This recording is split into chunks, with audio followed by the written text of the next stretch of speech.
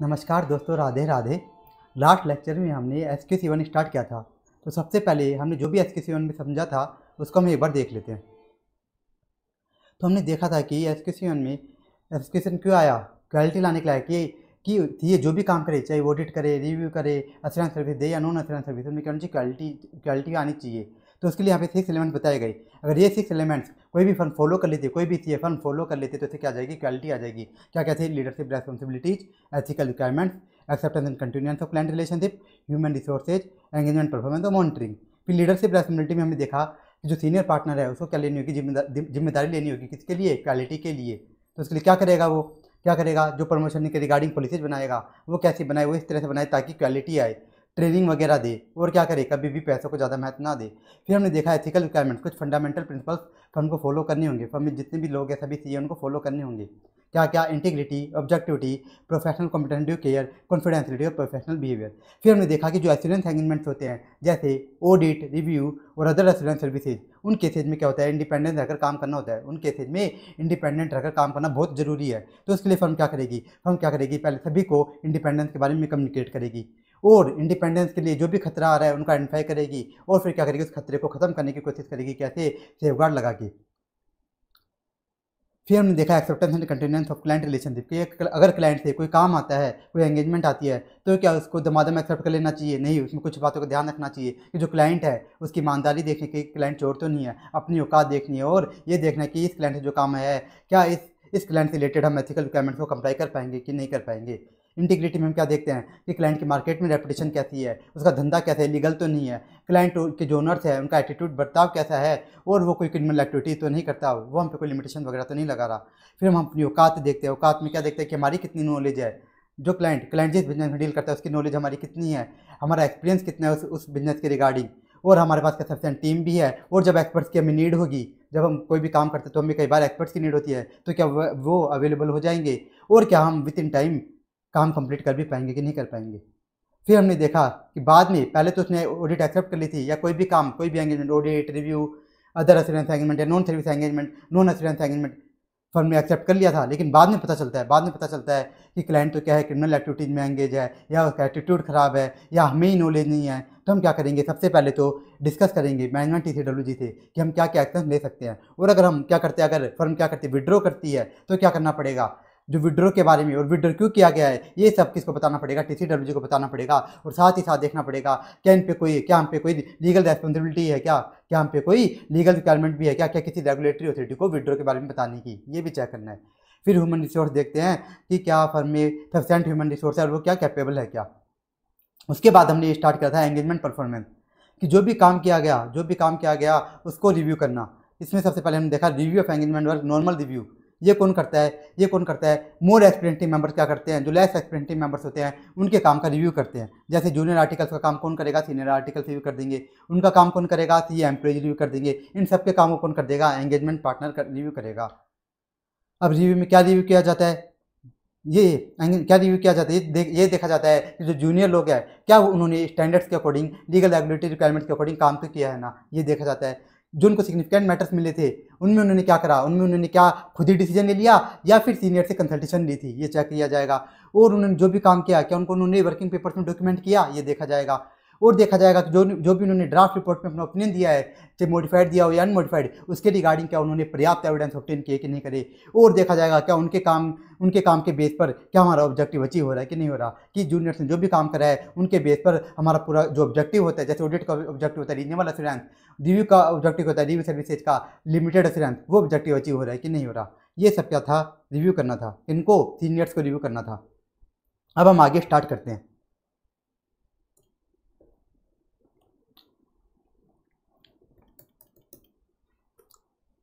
अब हम स्टार्ट करने जा रहे हैं इसी के अंदर एंगेजमेंट क्वालिटी कंट्रोल रिव्यू। तो देखो, जो ऊपर वाला रिव्यू था वो क्या था, normal review.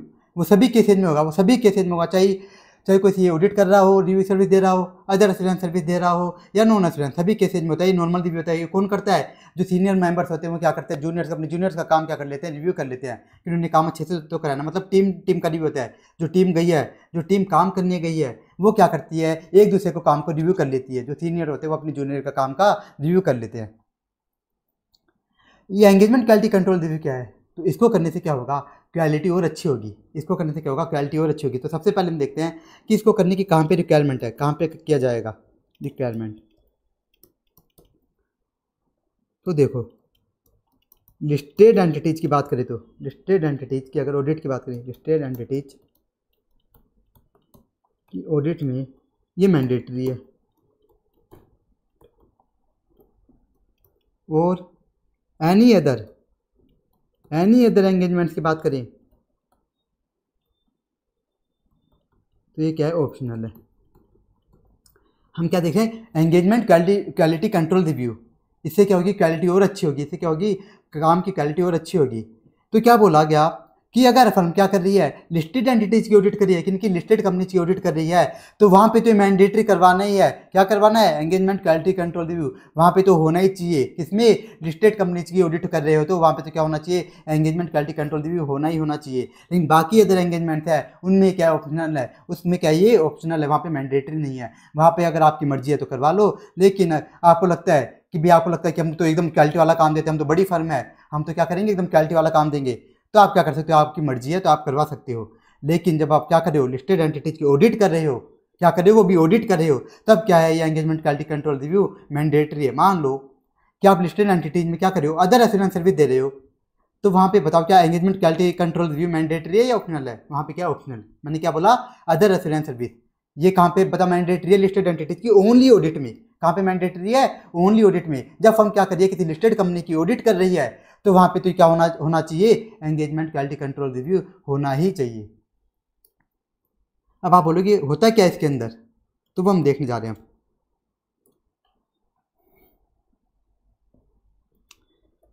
Engagement quality control review, इसको मैं थोड़ा शॉर्ट में लिख देता हूँ, एंगेजमेंट क्वालिटी कंट्रोल रिव्यू। इसका मतलब क्या होता है, इसकी मीनिंग देख रहे हैं हम, की मीनिंग कि जो एंगेजमेंट टीम है, एंगेजमेंट टीम ने जो भी काम करा है, एंगेजमेंट टीम ने जो भी सिग्निफिकेंट जजमेंट्स एंड कंक्लूजन्स लिए हैं, जजमेंट्स एंड कंक्लूजन्स लिए हैं, उनको क्या करेगा, उनको रिव्यू करेगा, उनको रिव्यू किया जाएगा। देखो अब देखो एक डाउट आता है कि ये एंगेजमेंट क्वालिटी कंट्रोल रिव्यू होता क्या है। मैंने ये तो बता दिया था आपको कि ये करने से क्या होगा, क्वालिटी और अच्छी होगी। लेकिन होता क्या है इसमें, ऐसा करते क्या है, तो एंगेजमेंट क्वालिटी कंट्रोल में रिव्यू में करते क्या है, एंगेजमेंट टीम ने जो भी काम करा, अब यह तो आपको पता होगा ही कि एंगेजमेंट टीम होती कौन है। मैं वापस से बता देता हूँ, एंगेजमेंट टीम में कौन कौन आता है, एंगेजमेंट पार्टनर, और एंगेजमेंट पार्टनर अपने साथ जो भी सी एम्प्लॉयज लेके जाएगा, जो भी आर्टिकल्स काम करने के लिए लेके जाएगा, वही क्या है, एंगेजमेंट टीम। तो एंगेजमेंट टीम जो भी काम करेगी, एंगेजमेंट टीम क्या करेगी, जो भी सिग्निफिकेंट जजमेंट लेगी, कौन से, जो भी सिग्निफिकेंट जजमेंट लेगी, जो भी कंक्लूजन लेगी, उनको रिव्यू करेगा कि एंगेजमेंट टीम ने जो भी सिग्निफिकेंट जजमेंट लिए हैं, जो भी सिग्निफिकेंट कंक्लूजन दिया है, उनको क्या करेगा, ये रिव्यू किया जाएगा इसके अंदर। तो क्या होता है एंगेजमेंट क्वालिटी कंट्रोल रिव्यू, इसमें सब कुछ चेक नहीं होता। ऊपर वाले में तो देखो क्या कर रहा था, ऊपर वाले में तो टीम ने जो भी काम करी एक तरह से सब कुछ ही चेक हो रहा था। लेकिन इसके अंदर एंगेजमेंट क्वालिटी कंट्रोल रिव्यू के अंदर जो मोटी मोटी चीज़ें हैं, जो मेन बातें हैं, इंपॉर्टेंट बातें हैं, सिर्फ वही चेक करी जाएंगी। क्या लिखा है यहाँ पे देखो कि एंगेजमेंट टीम ने जो भी सिग्निफिकेंट जजमेंट लिए हैं, जो भी सिग्निफिकेंट कंक्लूजन लिए हैं, सिर्फ उन्हीं को रिव्यू किया जाएगा। किनको, ओनली सिग्निफिकेंट जजमेंट को। अब ये होते क्या है हम आगे देखेंगे। अब देखो ये एंगेजमेंट क्वालिटी कंट्रोल रिव्यू करेगा कौन, ये सबसे मेन बात, ये करेगा कौन, एंगेजमेंट क्वालिटी कंट्रोल रिव्यू। जो नॉर्मल रिव्यू था, देखो जो नॉर्मल रिव्यू थे ये कौन करता था, सीनियर कर लेते थे। जैसे जूनियर आर्टिकल्स का रिव्यू सीनियर आर्टिकल्स, सीनियर का रिव्यू सी एम्प्लॉइज, और उनका रिव्यू भी कौन कर लेता था, इन सभी का रिव्यू कौन कर लेता था, एंगेजमेंट पार्टनर। इस तरह से होता था। लेकिन एंगेजमेंट क्वालिटी कंट्रोल रिव्यू कौन करेगा, ये कौन करेगा, ये हमें देखना है। तो ये कौन करेगा, एनी पर्सन, कोई भी हो सकता है, कौन होना चाहिए, लेकिन ये एनी पर्सन सीए होना चाहिए विथ सफिशिएंट एक्सपीरियंस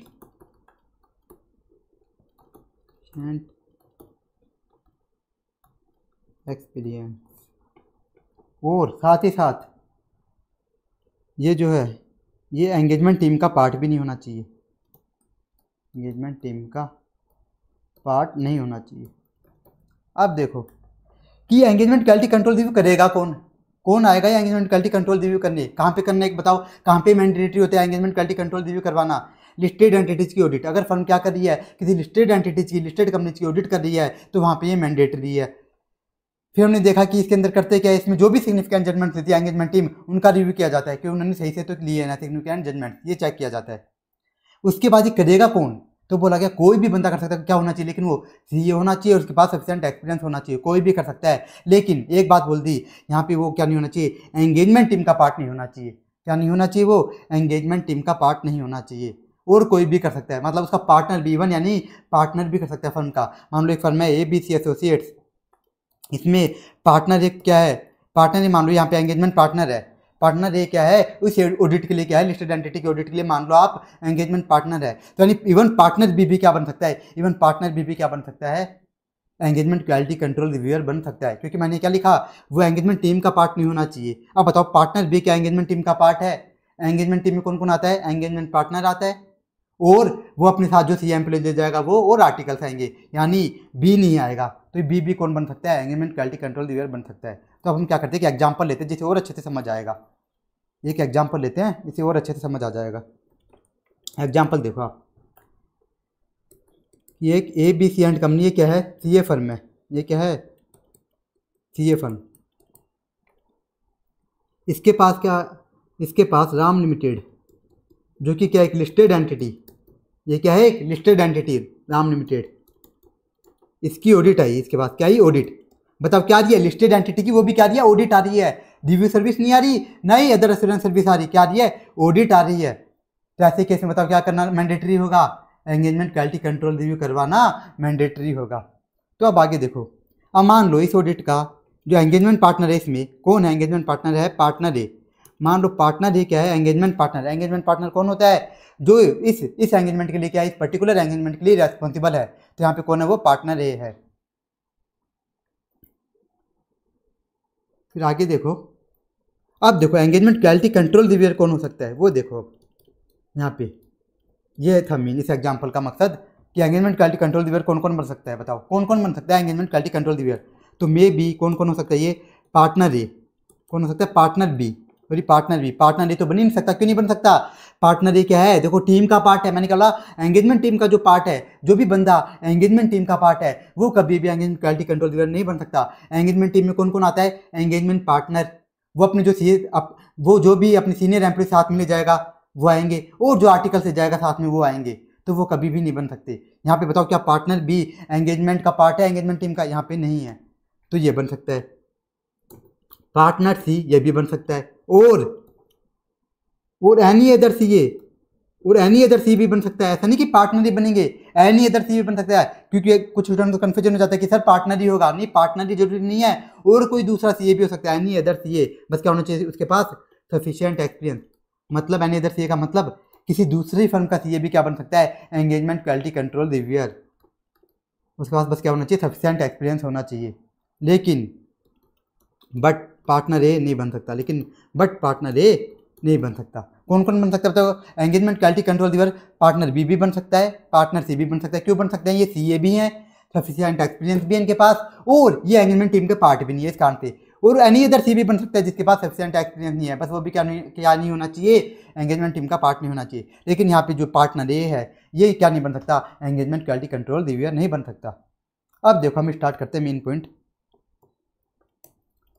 यहाँ पे देखो अभी तक हमने काम का क्या पढ़ा, हमने ये पढ़ा एक तो रिक्वायरमेंट कि एंगेजमेंट क्वालिटी कंट्रोल रिव्यू कहाँ पे एकदम मैंडेटरी करवाना, तो ये पॉइंट एक तो इंपॉर्टेंट था। बाकी जो पॉइंट थे तो डेफिनेशन थे समझने के लिए। अब देखो मैंने आपको बताया था एंगेजमेंट क्वालिटी कंट्रोल रिव्यू से होता क्या है, क्वालिटी और अच्छी हो जाती है। कैसे होती है, ये करता क्या है, एंगेजमेंट क्वालिटी कंट्रोल रिव्यूअर करता क्या है, ये क्या करता है, एंगेजमेंट टीम में जो भी काम करा, एंगेजमेंट टीम ने जो भी सिग्निफिकेंट जजमेंट थी ना, सिग्निफिकेंट जजमेंट उनको रिव्यू करता है, क्योंकि उन्होंने ढंग से तो लिया है ना। तो ये क्या करता है, सिग्निफिकेंट जजमेंट को रिव्यू करता है। अब आप लोग सर सिग्निफिकेंट जजमेंट क्या क्या है, तो वो देखो अब एक तरह से हम वो देखने जा रहे हैं सिग्निफिकेंट जजमेंट क्या क्या है। सबसे पहला कि एंगेजमेंट पार्टनर ने जो भी क्या किया है, इवैल्यूएशन ऑफ इंडिपेंडेंस किया है, इवैल्यूएशन ऑफ इंडिपेंडेंस रिक्वायरमेंट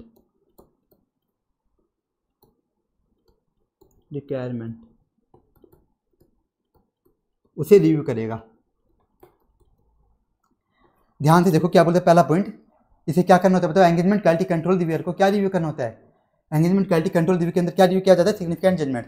तो सबसे पहला पॉइंट क्या है कि एंगेजमेंट पार्टनर ने जो क्या किया, इंडिपेंडेंस रिक्वायरमेंट का इवैल्यूएशन करा है, उसका रिव्यू करेगा। अब आप बोलोगे इसका मतलब क्या है? देखो हमने ऊपर हमने देखा था इंडिपेंडेंस रिक्वायरमेंट वाला पॉइंट, यहाँ पे आप देखो इंडिपेंडेंस वाला पॉइंट, यहाँ पे हमने देखा था कि एश्योरेंस एंगेजमेंट के केस में इंडिपेंडेंस को चेक करना होता है कि इंडिपेंडेंट है कि नहीं। इंडिपेंडेंट रहना एकदम कंपलसरी है, क्योंकि ये सबसे इंपॉर्टेंट बात होती है इंडिपेंडेंट रह के काम करना। किन केस में? एश्योरेंस सर्विस के केस में। यहाँ पे हमने देखा था फर्म क्या करती है, इंडिपेंडेंट क्या करती है, वो क्या करती है इंडिपेंडेंस के रिगार्डिंग कुछ पॉलिसीज प्रोसीजर बनाती है, जैसे कम्युनिकेट कर देना सभी को, इंडिपेंडेंस के बारे में ज्ञान देना, फिर इंडिपेंडेंस के लिए क्या खतरे आ रहे हैं वो चेक करना और उनको एलिमिनेट करना। तो ये कौन करती है? फर्म करती है। तो फर्म तो करती है इंडिपेंडेंस के रिगार्डिंग काम, साथ ही साथ जो एंगेजमेंट पार्टनर है ये भी करता है। एंगेजमेंट पार्टनर जब ऑडिट करने जाता है तब ये भी करता है। हम किसकी बात करें? देखो ऑडिट की कर रहे हैं। एंगेजमेंट क्वालिटी कंट्रोल रिव्यू बताओ कहाँ पे मैंडेटरी है? लिस्टेड एंटिटीज की ऑडिट में। तो हम किसकी बात कर रहे हैं? एक तरह से ऑडिट की बात कर रहे हैं। तो एंगेजमेंट पार्टनर ने जो अपना इंडिपेंडेंस रिक्वायरमेंट का जो इवैल्यूएशन करा है, खुद से इवैल्यूएशन करा है, उसका रिव्यू करेगा। अब ये बात हम कहाँ देखेंगे? ये बात हम ऐसे 220 में देखेंगे, जो कि हम आज ही कवर करेंगे, आज ही के लेक्चर में हम कवर करेंगे। तो देखो इसका मतलब क्या है, एंगेजमेंट पार्टनर भी क्या करता है, जब मान लो ये राम लिमिटेड है लिस्टेड एंटिटी, इन्होंने इसकी ऑडिट एक्सेप्ट करी, इन्होंने क्या करी, इसकी ऑडिट एक्सेप्ट करी, तो देखेंगे कि हम इंडिपेंडेंट भी है क्या, हम इंडिपेंडेंट है या नहीं। इनको खुद को भी चेक करना पड़ेगा, इनको कुछ बातें ध्यान में रखनी होंगी। वो बातें क्या है वो हम ऐसे 220 में देखेंगे। तो वो बातें क्या है वो हम ऐसे 220 में देखेंगे। तो ये एंगेजमेंट पार्टनर भी इवैल्यूएशन करता है, ये देखता है कि हम इंडिपेंडेंट है कि नहीं, और इंडिपेंडेंट है या नहीं ये क्या है, सिग्निफिकेंट जजमेंट है, ये क्या है, बहुत इंपॉर्टेंट मैटर है। इंडिपेंडेंट होना या ना होना ये क्या है, बहुत इंपॉर्टेंट मैटर है। मैंने आपको बताया था कभी भी आप क्या कर रहे हो, एश्योरेंस एंगेजमेंट दे रहे हो, तो वहाँ पे इंडिपेंडेंट रहना बहुत ही जरूरी है, वहाँ पे इंडिपेंडेंट रहना बहुत ही जरूरी है। तो एंगेजमेंट पार्टनर भी क्या करता है, अपना खुद का इवैल्यूएशन करता है। एंगेजमेंट पार्टनर भी क्या करता है, अपना एक खुद का इवैल्यूएशन करते हैं इंडिपेंडेंस का, कि हम जो राम लिमिटेड की क्या कर रहे हैं, ऑडिट कर रहे हैं, इसमें हम इंडिपेंडेंट है कि नहीं है, हम इंडिपेंडेंट रह के काम भी कर पाएंगे कि नहीं कर पाएंगे। तो ये क्या एक तरह से सिग्निफिकेंट जजमेंट है। इसको कौन रिव्यू करेगा? Engagement quality control reviewer. वो क्या रिव्यू करेगा? वो देखेगा कि एंगेजमेंट पार्टनर ने एंगेजमेंट पार्टनर ने जो क्या किया, एंगेजमेंट पार्टनर ने जो इंडिपेंडेंस रिक्वायरमेंट को इवैल्यूएट करा है, इंडिपेंडेंस को इवैल्यूएट करा कि इंडिपेंडेंस है कि नहीं, वो सही से तो किया है ना। एंगेजमेंट क्वालिटी कंट्रोल क्या रिव्यू करेगा कि एंगेजमेंट पार्टनर ने जो अपना इंडिपेंडेंस का इवैल्यूएशन करा है कि वो इंडिपेंडेंट है कि नहीं, वो उन्होंने ढंग से तो किया है ना, हवा में तो नहीं किया, वो क्या करेगा। फिर बी पॉइंट, सिग्निफिकेंट रिस्क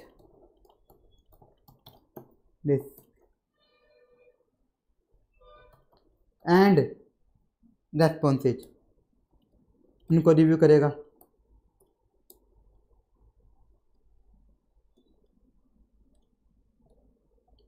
इनको रिव्यू करेगा, सिग्निफिकेंट रिस्क एंड रेस्पॉन्सेज। जब आप बोलोगे सर ये क्या आ गए, सिग्निफिकेंट रिस्क एंड रेस्पॉन्सेज, तो ये सारी बातें हम, ये सिग्निफिकेंट रिस्क होती क्या है, ये हम आगे आने वाले स्टैंडर्ड्स में एकदम डिटेल में देखेंगे। फिर मैं एक एग्जांपल लेता हूँ, जैसे फ्रॉड रिस्क। जैसे एंगेजमेंट टीम काम कर रही थी, पूरी टीम काम कर रही थी, ऑडिट कर रही थी, उनको मिल गई फ्रॉड की रिस्क, यहाँ पे तो फ्रॉड होने के बहुत ज़्यादा चांसेस हैं। तो ये देखेगा कि उन्होंने इनको रेस्पॉन्ड कैसे करा। एंगेजमेंट क्वालिटी कंट्रोल रिव्यूअर ये देखेगा कि जब इनको फ्रॉड रिस्क मिली, जब इनको सिग्निफिकेंट रिस्क मिली, तो उन्होंने उसको कैसे रेस्पॉन्ड किया, ये देखेगा कौन, एंगेजमेंट क्वालिटी कंट्रोल रिव्यूअर। क्यों देखेगा? क्योंकि जब सिग्निफिकेंट रिस्क मिलती है ना, जैसे फ्रॉड रिस्क वगैरह, तो इसमें क्या करना होता है, बहुत ज़्यादा मेहनत करनी होती है, ज़्यादा मेहनत करके काम करना होता है। तो ये देखेगा कि इन्होंने मेहनत करी भी है, कि उन्होंने अच्छे से काम करा भी है या हवा में काम कर दिया। तो ये देखेगा कि क्या इन्होंने अच्छे से उसको रेस्पॉन्ड किया कि नहीं किया, जब सिग्निफिकेंट रिस्क मिली। तो ये क्या करेगा। 3 पॉइंट, मैटेरियलिटी रिगार्डिंग जजमेंट्स, मैटेरियलिटी रिगार्डिंग जो भी जजमेंट्स हैं उनको क्या करेगा, उनको भी रिव्यू करेगा।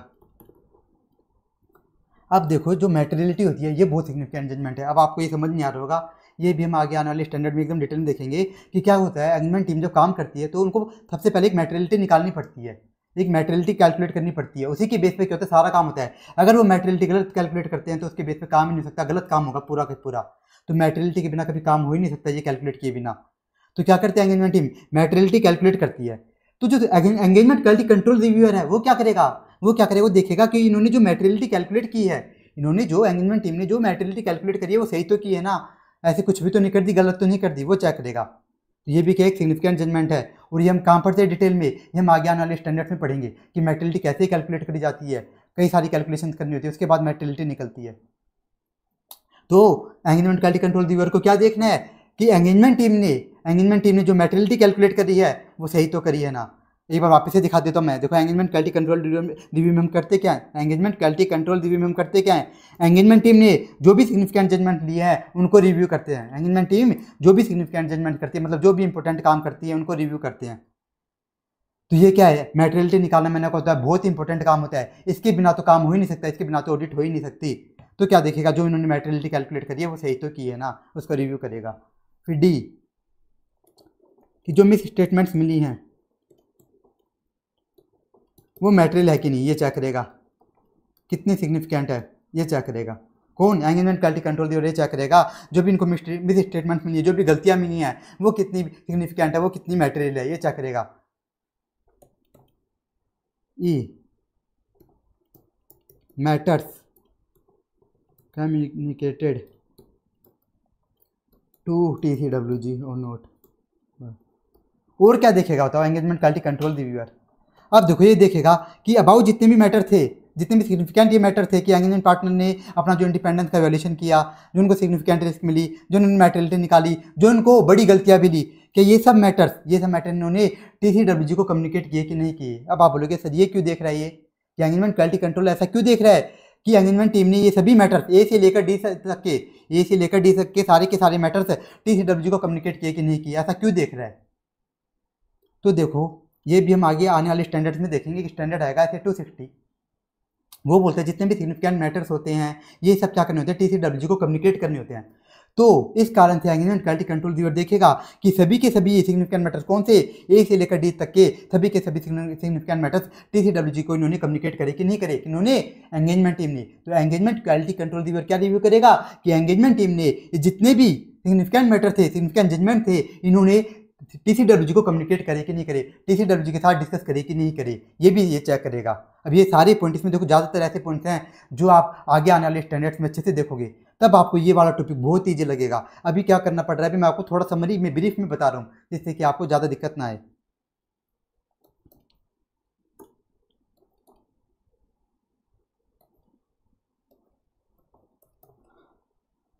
तो अभी मैं आपको जितना समझाने की कोशिश कर रहा हूँ बस आप उतने से अभी थोड़ा समझ जाओ, और जब हम आगे स्टैंडर्ड पढ़ेंगे तब ये सब पॉइंट आप एकदम डिटेल में देखोगे आपको कोई दिक्कत ही नहीं होगी।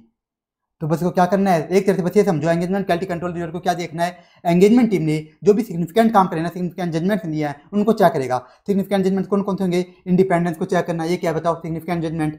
सिग्निफिकेंट रिस्क को रेस्पॉन्ड करना, जो सिग्निफिकेंट रिस्क मिल जाती है उस पर क्या करनी होती है, ज़्यादा मेहनत करनी होती है, तो ये क्या होता है सिग्निफिकेंट जजमेंट। मैटेरियलिटी कैलकुलेट करना, ये क्या है सिग्निफिकेंट जजमेंट। बड़ी गलतियां मिलना, ये क्या है सिग्निफिकेंट जजमेंट। और इन सभी मैटर्स को TCWG को बताना, ये भी क्या एक तरह से सिग्निफिकेंट जजमेंट। तो इन सबको वो रिव्यू करेगा। और देखो अब क्या देखेगा ये कि जो भी सिग्निफिकेंट जजमेंट थे, ऊपर वाले सिग्निफिकेंट जजमेंट्स, जितने भी सिग्निफिकेंट जजमेंट थे ये सारे के सारे वर्किंग पेपर्स में आ रहे कि नहीं आ रहे, ये चेक करेगा। रिफ्लेक्टेड इन वर्किंग पेपर्स और नोट, ये चेक करेगा। और क्या चेक करेगा कि जितने भी सिग्निफिकेंट जजमेंट है, ऊपर हमने जितने भी सिग्निफिकेंट जजमेंट देखे हैं ये सभी के सभी उन्होंने अपने वर्किंग पेपर में डॉक्यूमेंट करे हैं कि नहीं करे। ऊपर आओ, एक देखो नॉर्मल रिव्यू जब हमने देखा था, देखो एंगेजमेंट परफॉर्मेंस में ही हमने एक नॉर्मल रिव्यू भी देखा था। इस नॉर्मल रिव्यू के अंदर भी देखो यहाँ पे देखता है डी पॉइंट, देखो वर्क परफॉर्म डॉक्यूमेंटेड। इस नॉर्मल रिव्यू के अंदर भी सीनियर देखते हैं कि जूनियर्स ने अपना जो भी काम किया है उसको डॉक्यूमेंट किया है कि नहीं किया। इस नॉर्मल रिव्यू में भी ये पॉइंट आता था कि उन्होंने जो भी काम किया है वो उन्होंने वर्किंग पेपर्स में डॉक्यूमेंट किया है या फिर नहीं किया। लेकिन यहाँ पे कौन से काम की बात होती है, सारे के सारे कामों की। लेकिन EQCR में कौन सी बात देखेगा ये कि जितने भी सिग्निफिकेंट जजमेंट थे उनको इन्होंने वर्किंग पेपर्स में डॉक्यूमेंट किया कि नहीं किया, ये देखेगा। बस ये कौन से काम देखेगा कि जो भी सिग्निफिकेंट जजमेंट थे अबाउ 5 सिग्निफिकेंट जजमेंट है, ये सारे के सारे काम वर्किंग पेपर्स में डॉक्यूमेंट करे गए कि नहीं करे गए, ये देखेगा। और फिर देखो लास्ट पॉइंट जी कि जो रिपोर्ट दी है, जो उन्होंने रिपोर्ट दी है, कौन सी रिपोर्ट जाएगी, ड्राफ्ट रिपोर्ट। अभी फाइनल रिपोर्ट नहीं होगी। फाइनल रिपोर्ट कब दी जाती है, जब पूरा काम कंप्लीट हो जाएगा, जब रिव्यू वगैरह सब कंप्लीट हो जाएगा तब फाइनल रिपोर्ट साइन होगी। अभी तो कौन सी बनेगी, ड्राफ्ट रिपोर्ट। तो देखेगा जो ड्राफ्ट रिपोर्ट है वो अप्रोप्रिएट है कि नहीं, उसको रिव्यू करेगा, देखेगा कि वो अप्रोप्रिएट है कि नहीं, अप्रोप्रिएट और नोट, बस ये चेक करेगा। इसके इतने से काम है बस। एक बार वापस से देख लेते हैं। हमने देखा एंगेजमेंट क्वालिटी कंट्रोल रिव्यू, इससे क्या होता है क्वालिटी और अच्छी हो जाती है। लेकिन ये कहाँ पे बताओ मैंडेटरी है, लिस्टेड एंटिटीज़ की अगर आप ऑडिट करो, अगर कोई फर्म लिस्टेड एंटिटीज़ की ऑडिट कर रही है तो वहाँ पे तो क्या है, एंगेजमेंट क्वालिटी कंट्रोल रिव्यू करवाना बहुत एकदम जरूरी है, एकदम मैंडेटरी है। और जो बाकी के एंगेजमेंट है उनमें क्या, ये ऑप्शनल है, उनमें अगर आपकी मर्जी हो तो आराम से करवा सकते हो, कोई दिक्कत नहीं।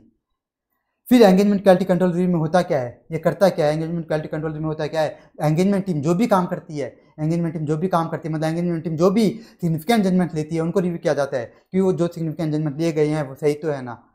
और फिर ये करता कौन है, एंगेजमेंट क्वालिटी कंट्रोल रिव्यूअर होता कौन है, ये कोई भी सी हो सकता है, बस सफिशिएंट एक्सपीरियंस होना चाहिए और वो एंगेजमेंट टीम का पार्ट नहीं होना चाहिए। क्या नहीं होना चाहिए, एंगेजमेंट टीम का पार्ट नहीं होना चाहिए। फिर हमने इसका एक एग्जांपल भी लिया, फिर हमने देखा कि क्या क्या रिव्यू करेगा, ये क्या करता है, सिग्निफिकेंट जजमेंट्स को रिव्यू करता है। तो सिग्निफिकेंट जजमेंट्स क्या क्या होंगे, तो एंगेजमेंट पार्टनर ने जो अपना इंडिपेंडेंस का इवैल्यूएशन करा था, एंगेजमेंट पार्टनर भी क्या करता है, इंडिपेंडेंस का इवैल्यूएशन करता है। वो भी चेक करता है कि हमें जो ऑडिट तो करे हमारी टीम, कि हमारी टीम क्या कर रही है, ऑडिट तो करिए राम लिमिटेड की, कि क्या, लेकिन क्या हम इंडिपेंडेंट रहकर काम कर भी पाएंगे कि नहीं कर पाएंगे, वो ये इवैल्यूएशन करता है। और ये क्या एकदम सिग्निफिकेंट जजमेंट है। तो क्या करता है एंगेजमेंट क्वालिटी कंट्रोल रिव्यूअर, इसके इवैल्यूएशन को, किसके इवैल्यूएशन को, एंगेजमेंट पार्टनर के इवैल्यूएशन को क्या करता है, रिव्यू करता है कि एंगेजमेंट पार्टनर ने जो इंडिपेंडेंस रिक्वायरमेंट चेक करी है, इवैल्यूएट करी है, वो सही से तो की है ना, इसने हवा में तो नहीं करी, इन्हें सही से तो इंडिपेंडेंस रिक्वायरमेंट को इवैल्यूएट किया है ना, सारे के सारे फैक्टर्स तो कंसिडर किए ना। फिर देखेगा कि जो सिग्निफिकेंट रिस्क मिली थी, जैसे फ्रॉड रिस्क मिली थी, तो उनको इन्होंने कैसे रेस्पॉन्ड किया, ये भी कौन देखेगा, एंगेजमेंट क्वालिटी कंट्रोल रिव्यूअर देखेगा कि जो भी फ्रॉड रिस्क मिली थी उसको कैसे रेस्पॉन्ड किया, क्योंकि वहाँ पे मेहनत ज़्यादा करनी होती है। फिर देखेगा कि इन्होंने जो मेटेरियलिटी कैलकुलेट करी वो सही तो की है ना। फिर जो बड़ी मिस स्टेटमेंट मिली है वो चेक करेगा, और क्या चेक करेगा कि अबाउट सारे मैटर्स ए से लेकर डी तक के, ये सारे के सारे इन्होंने TCWG को कम्युनिकेट करे कि नहीं करे, क्योंकि जो भी सिग्निफिकेंट मैटर्स होते हैं वो क्या करने होते हैं, TCWG को कम्युनिकेट करने होते हैं। ये बात हम ऐसे 260 में देखते हैं। तो ये चेक करेगा इन्होंने TCWG को कम्युनिकेट किए कि नहीं किए। फिर ये भी देखेगा कि जितने भी सिग्निफिकेंट जजमेंट लिए हैं, क्या देखेगा कि इन्होंने एंगेजमेंट टीम ने जितने भी सिग्निफिकेंट जजमेंट लिए हैं, ये सभी के सभी वर्किंग पेपर्स में इन्होंने रिफ्लेक्ट करे हैं कि नहीं करे, मतलब वर्किंग पेपर्स के अंदर डॉक्यूमेंट तो किए हैं ना। ये भी चेक करेगा, क्योंकि ये मैटर तो क्या होने चाहिए, डॉक्यूमेंट होने ही होने चाहिए। क्यों, क्योंकि क्या है ये सिग्निफिकेंट है, ये क्या है एकदम इंपॉर्टेंट जजमेंट है। और उसके बाद लास्ट में क्या देख लेगा, जो भी इन्होंने ड्राफ्ट रिपोर्ट बनाई है वो अप्रोप्रिएट है कि नहीं, उसको रिव्यू करके देख लेगा। तो ये हमने कंप्लीट कर लिया। अब आगे चलते हैं अदर पॉइंट्स। अभी हमारा क्या चल रहा है, देखो हमें क्या देखने थे, 6 एलिमेंट देखने थे क्वालिटी कंट्रोल के, 6 एलिमेंट। अगर ये 6 एलिमेंट्स होते हैं तो क्या हो जाती है, क्वालिटी अपने आप आ जाती है।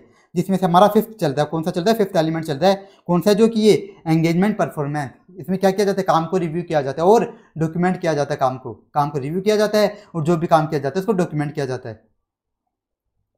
तो इसी के अंदर हम आप आगे देख रहे हैं अदर पॉइंट्स। अभी ये वाला ही चल रहा है हमारा, सबसे बड़ा है ये वाला टॉपिक, अदर पॉइंट्स। आप देखो इसमें क्या है, AQCR रिव्यू से, AQC review engagement quality control review से एंगेजमेंट पार्टनर की जो रेस्पॉन्सिबिलिटी है, EP का मतलब क्या है यहाँ पे, एंगेजमेंट पार्टनर की रेस्पॉन्सिबिलिटी वो रिड्यूस नहीं होगी, वो कम नहीं होगी। तो इसको समझो, मैंने क्या लिखा है यहाँ पे, एंगेजमेंट क्वालिटी कंट्रोल रिव्यू करवाने से एंगेजमेंट पार्टनर की उसकी खुद की रेस्पॉन्सिबिलिटी रिड्यूस नहीं होगी। एग्जांपल में आओ, देखो जैसे हमारा एग्जांपल था कि ABC एंड कंपनी एक CA फर्म है, इसमें एंगेजमेंट पार्टनर कौन है, पार्टनर है। ये क्या कर रहे हैं, राम लिमिटेड जो क्या लिस्टेड एंटिटी इसकी ऑडिट कर रहे हैं, उसका एंगेजमेंट पार्टनर कौन है, पार्टनर है। अब यहाँ पे पार्टनर है, ये जो पार्टनर है ये ऐसा नहीं बोल सकता कि देखो इसका हम EQCR रिव्यू तो करवा ही रहे हैं, क्या करवा रहे हैं, इसका एंगेजमेंट क्वालिटी कंट्रोल रिव्यू तो करवा ही रहे हैं, तो मैं अपना नॉर्मल रिव्यू नहीं करूंगा। ये ऐसा नहीं बोल सकता कि हम इसका क्या करें, इस लिस्टेड एंटिटी का एंगेजमेंट क्वालिटी कंट्रोल रिव्यू तो कर ही रहे हैं, हमारी टीम में जो भी काम कर रहा है उसका क्या हो रहा है, एंगेजमेंट क्वालिटी कंट्रोल रिव्यू तो हो ही रहा है, तो मैं ये जो नॉर्मल रिव्यू करना पड़ता है हमको, मैं ये नहीं करूंगा। इसने बोला कि मैं ये नहीं करूंगा, तो क्या ऐसा कर सकता है, बिल्कुल नहीं, इसको तो करना ही पड़ेगा। एंगेजमेंट पार्टनर जो अपना रिव्यू करता है, जो नॉर्मल रिव्यू करता है, ये तो इसको करना ही पड़ेगा। देखो मैंने बताया भी था, यहाँ पे क्या होता है, जूनियर आर्टिकल्स का काम कौन रिव्यू करता है, सीनियर आर्टिकल्स का कौन रिव्यू करता है, सीए एम्प्लॉय, जो सीनियर एम्प्लॉयज है वो करते हैं। और इन सब का ओवरव्यू कौन करता है, इन सब के काम का रिव्यू कौन करता है, एंगेजमेंट पार्टनर करता है। यानी एंगेजमेंट पार्टनर को तो अपना काम तो करना ही होगा, अपना ये जो रिव्यू करता है वो तो करना ही होगा। ये ऐसे नहीं बोल सकता कि हम क्या कर रहे हैं, एंगेजमेंट क्वालिटी कंट्रोल रिव्यू तो करवा ही रहे हैं पूरी टीम का। ये ऐसा नहीं बोल सकता कि हम अब पूरी टीम का क्या करवा रहे हैं, एंगेजमेंट क्वालिटी कंट्रोल रिव्यू तो करवा ही रहे हैं, तो मुझे क्या मतलब नॉर्मल रिव्यू करने का, मुझे क्या मतलब, ऐसा नहीं बोल सकता। इसको तो पूरा नॉर्मल रिव्यू करना ही पड़ेगा। इसे तो नॉर्मल रिव्यू करना ही पड़ेगा, चाहिए एंगेजमेंट क्वालिटी कंट्रोल रिव्यू हो रहा हो या फिर नहीं, इसको तो एंगेजमेंट क्वालिटी कंट्रोल जो इसको अपना नॉर्मल रिव्यू है वो तो करना ही होगा। तो यहाँ पे यही लिखा है कि एंगेजमेंट क्वालिटी कंट्रोल रिव्यू होने से एंगेजमेंट पार्टनर की खुद की रेस्पॉन्सिबिलिटी रिड्यूस नहीं होगी, उसको तो अपना रिव्यू करना ही पड़ेगा, जो नॉर्मल रिव्यू ये करता है उसको वो करना ही होगा। फिर देखो सेकंड पॉइंट, कि जो एंगेजमेंट क्वालिटी कंट्रोल रिव्यूअर होगा इसको क्या करना है, अपनी ऑब्जेक्टिविटी को क्या करना है, मेंटेन करना है। मतलब इसको किसी के दबाव में आके नहीं, किसी की चापलूसी करके काम नहीं करना, इसको बिना किसी चापलूसी के बिना किसी दबाव के काम करने के, इसको एंगेजमेंट क्वालिटी कंट्रोल रिव्यूअर को ये कैसे करेगा, ये कैसे हो पाएगा, जब ये एंगेजमेंट में पार्टिसिपेट नहीं करेगा। इसे क्या नहीं करना, एंगेजमेंट में पार्टिसिपेट नहीं करना। आप बोलोगे सर इसका मतलब क्या है, ये मैंने आपको पहले ही बता दिया। देखो एंगेजमेंट में पार्टिसिपेट नहीं करना, इसका मतलब क्या है कि क्या नहीं होना चाहिए, एंगेजमेंट टीम का पार्ट नहीं होना चाहिए, इसका ये मतलब है कि एंगेजमेंट क्वालिटी कंट्रोल को क्या करना है, अपनी ऑब्जेक्टिविटी को मेंटेन करना है। मतलब इसको बिना किसी चापलूसी के, बिना किसी दबाव के काम करना है। वो कब कर पाएगा, जब ये एंगेजमेंट टीम का पार्ट नहीं होगा, जब ये एंगेजमेंट टीम का पार्ट नहीं होगा। मतलब इसे कभी भी एंगेजमेंट पार्टिसिपेट नहीं करना, इसे खुद को एंगेजमेंट टीम वाले काम नहीं करने। एंगेजमेंट टीम जो भी काम करती है, ऑडिट कर रही है, इसको खुद को काम नहीं करना, इसको तो क्या करना, ओनली रिव्यू करना है। इसको तो क्या करना, ओनली रिव्यू करना है। इसको तो क्या करना है, ओनली जो मैटर्स बताए हैं इनको क्या करना है, बस ये मैटर्स क्या करने हैं, रिव्यू करने हैं, बस इसका काम इतना सा है। और फिर देखो लास्ट क्या है, engagement partner may consult engagement quality control reviewer. ये लास्ट पॉइंट क्या बोलता है कि मान लो एंगेजमेंट पार्टनर को कोई इश्यू वगैरह आ रहा है, कोई जगह दिक्कत आ रही है कि वहाँ पे क्या होना चाहिए, तो क्या कर सकता है, एंगेजमेंट क्वालिटी कंट्रोल रिव्यूअर से वहाँ पे कंसल्टेशन ले सकता है, कोई दिक्कत नहीं। इसे कोई मान लो कोई इश्यू वगैरह आ रहे हैं, कोई जगह दिक्कत आ रही है, कोई पॉइंट से रिलेटेड एंगेजमेंट पार्टनर को कोई दिक्कत आ रही है, तो क्या कर सकता है, एंगेजमेंट क्वालिटी कंट्रोल रिव्यूअर से कंसल्टेंसी आराम से ले सकता है, कोई दिक्कत नहीं है इसमें। तो ये हमने देख लिया अदर पॉइंट्स। क्या क्या अदर पॉइंट्स, कि एंगेजमेंट क्वालिटी कंट्रोल रिव्यू होने से एंगेजमेंट पार्टनर की रेस्पॉन्सिबिलिटी कम नहीं होगी। मतलब एंगेजमेंट पार्टनर को तो अपना रिव्यू तो अभी भी करना होगा। फिर एंगेजमेंट क्वालिटी कंट्रोल रिव्यू को क्या करनी, अपनी ऑब्जेक्टिविटी मेंटेन करनी। वो कैसे होगी, इसको कभी भी टीम का पार्ट नहीं बनना है, इसको कभी भी ऑडिट खुद को नहीं करनी, इसको तो क्या करना है, अपने जो काम बता रखे हैं वही करने हैं बस।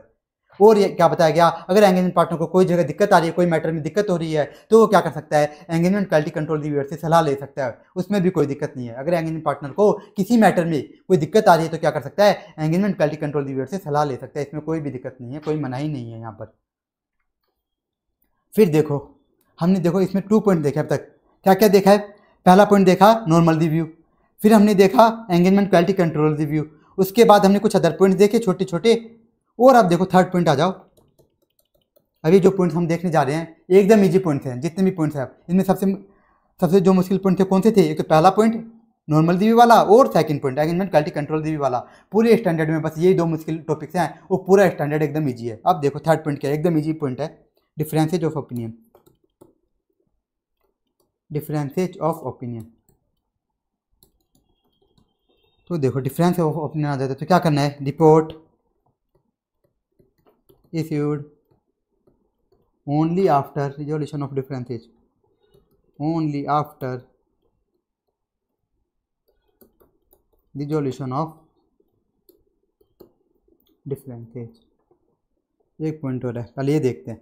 अगर मान लो डिफरेंसेज हो जाते हैं ओपिनियन में, मान लो सीनियर आर्टिकल जूनियर आर्टिकल्स में डिफरेंसेज हो गए, उन दोनों में मतभेद हो गया, वो बोला कि नहीं ऐसा होना चाहिए, सीनियर बोल रहे कि वैसा होना चाहिए, दोनों में क्या है डिफरेंसेज चलते हैं। या फिर आर्टिकल्स और जो एम्प्लॉय आते हैं, सीनियर एम्प्लॉय आते हैं काम करने एंगेजमेंट टीम में, उनमें डिफरेंसेज चलते हैं। तो ऐसे केस में क्या बोला गया कि रिपोर्ट आपको तभी इश्यू करनी है, कौन सी फाइनल रिपोर्ट तभी इश्यू करनी है जब क्या हो जाए, डिफरेंसेज क्या हो जाए, रिजोल्व हो जाए। जब क्या हो जाए, डिफरेंसेज रिजोल्व हो जाए, उसके बाद ही क्या करनी होगी, रिपोर्ट इश्यू। पहले आप रिपोर्ट इश्यू नहीं कर सकते, पहले डिफरेंसेज को क्या करो, रिजोल्व करो। अब रिजोल्व कौन करेगा, मान लो आर्टिकल्स के बीच में चल रहा है, सीनियर और जूनियर आर्टिकल्स के बीच में डिफरेंसेज आ रहे हैं ओपिनियन, उन दोनों के ओपिनियन के बीच में, तो कौन कर देगा, जो सीनियर एम्प्लॉयज है वो कर देगा उनको रिजोल्व। अगर लेकिन मान लो सीनियर एम्प्लॉयज और आर्टिकल्स इनके बीच में क्या आ गया, ओपिनियन में डिफरेंस आ गया, तो कौन रिजोल्व कर देगा, एंगेजमेंट पार्टनर रिजोल्व कर देगा। कौन कर देगा, एंगेजमेंट पार्टनर। और जब ये डिफरेंसेज रिजोल्व होंगे तभी क्या हो पाएगी, रिपोर्ट इश्यू हो पाएगी।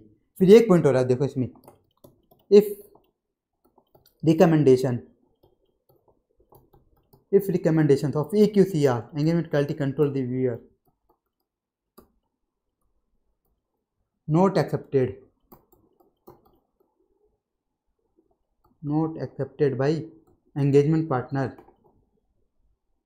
तो क्या होगा, अब मैं क्या बता रहा हूँ आपको। पहले मैंने आपको बताया कि आर्टिकल्स, जूनियर और सीनियर आर्टिकल्स के बीच में क्या गए, ओपिनियन में डिफरेंस आ गए, या फिर आर्टिकल्स और जो सीनियर एम्प्लॉय थे उनके बीच में ओपिनियन डिफरेंसेज आ गए, तो कौन रिजोल्व कर देगा, एंगेजमेंट पार्टनर रिजोल्व कर देगा और उसके बाद रिपोर्ट इश्यू कर देगा। लेकिन कितने डिफरेंसेज आ गए अब, एंगेजमेंट पार्टनर और एंगेजमेंट क्वालिटी कंट्रोल रिव्यूअर में। किसमें, एंगेजमेंट पार्टनर और इस एंगेजमेंट क्वालिटी कंट्रोल रिव्यूअर में। इस एंगेजमेंट क्वालिटी कंट्रोल रिव्यूअर में क्या आ गए, डिफरेंसेज आ गए। किसमें, इस एंगेजमेंट क्वालिटी कंट्रोल रिव्यूअर में डिफरेंसेज आ गए। तो अब कौन रिजोल्व करेगा बताओ। तो अभी भी क्या करना पड़ेगा, रिजोल्व तो करने पड़ेंगे डिफरेंसेज। तो अब कौन करेगा वो हम देखने जा रहे हैं। अब देखो कैसे रिजोल्व होंगे। Matters resolve by consulting with another practitioner और फर्म और प्रोफेशनल बॉडी।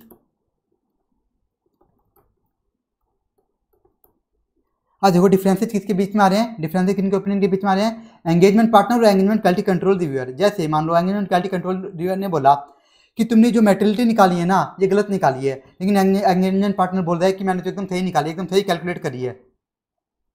तो ऐसे क्या आ गया, डिफरेंसेज आ गए। तो क्या होगा, अभी कैसे रिजोल्व होंगे, अभी कैसे क्या कर सकते हैं ये, matter resolve by consulting with another practitioner. क्या करो, अनदर प्रैक्टिशनर से पूछ लो। आप क्या कर सकते हो, फर्म में जो दूसरे पार्टनर थे उनसे पूछ सकते हो। जैसे पार्टनर ए बी सी, ए कौन था एंगेजमेंट पार्टनर, तो पार्टनर बी से पूछ लो। मान लो पार्टनर बी भी बोल दे कि जो एंगेजमेंट क्वालिटी कंट्रोल रिव्यूअर बोल रहा है वो सही है, तो मैटर अपने आप रिजोल्व हो जाएगा। लेकिन इससे अगर रिजोल्व नहीं हो रहा तो किसी दूसरी सी फर्म से पूछ लो। क्या करो, किसी दूसरी सी फर्म से पूछ लो। और उससे भी रिजोल्व नहीं हो रहा तो किसे पूछ लो, इंस्टीट्यूट से ही पूछ लो। किसे पूछ लो, सीधे ही ICAI से पूछ लो, मतलब इंस्टीट्यूट से ही पूछ लो। इस तरह से रिजोल्व करो और रिजोल्व होने के बाद ही क्या होगी, रिपोर्ट इश्यू होगी। रिजोल्व होने के बाद ही क्या होगा, रिपोर्ट इश्यू हो सकती है। तो ये था डिफरेंस ऑफ ओपिनियन। अगर डिफरेंसेज ऑफ ओपिनियन आ जाते हैं तो पहले क्या करो, उनको रिजोल्व करो, उसके बाद ही रिपोर्ट इश्यू हो सकती है। फिर आता है नेक्स्ट,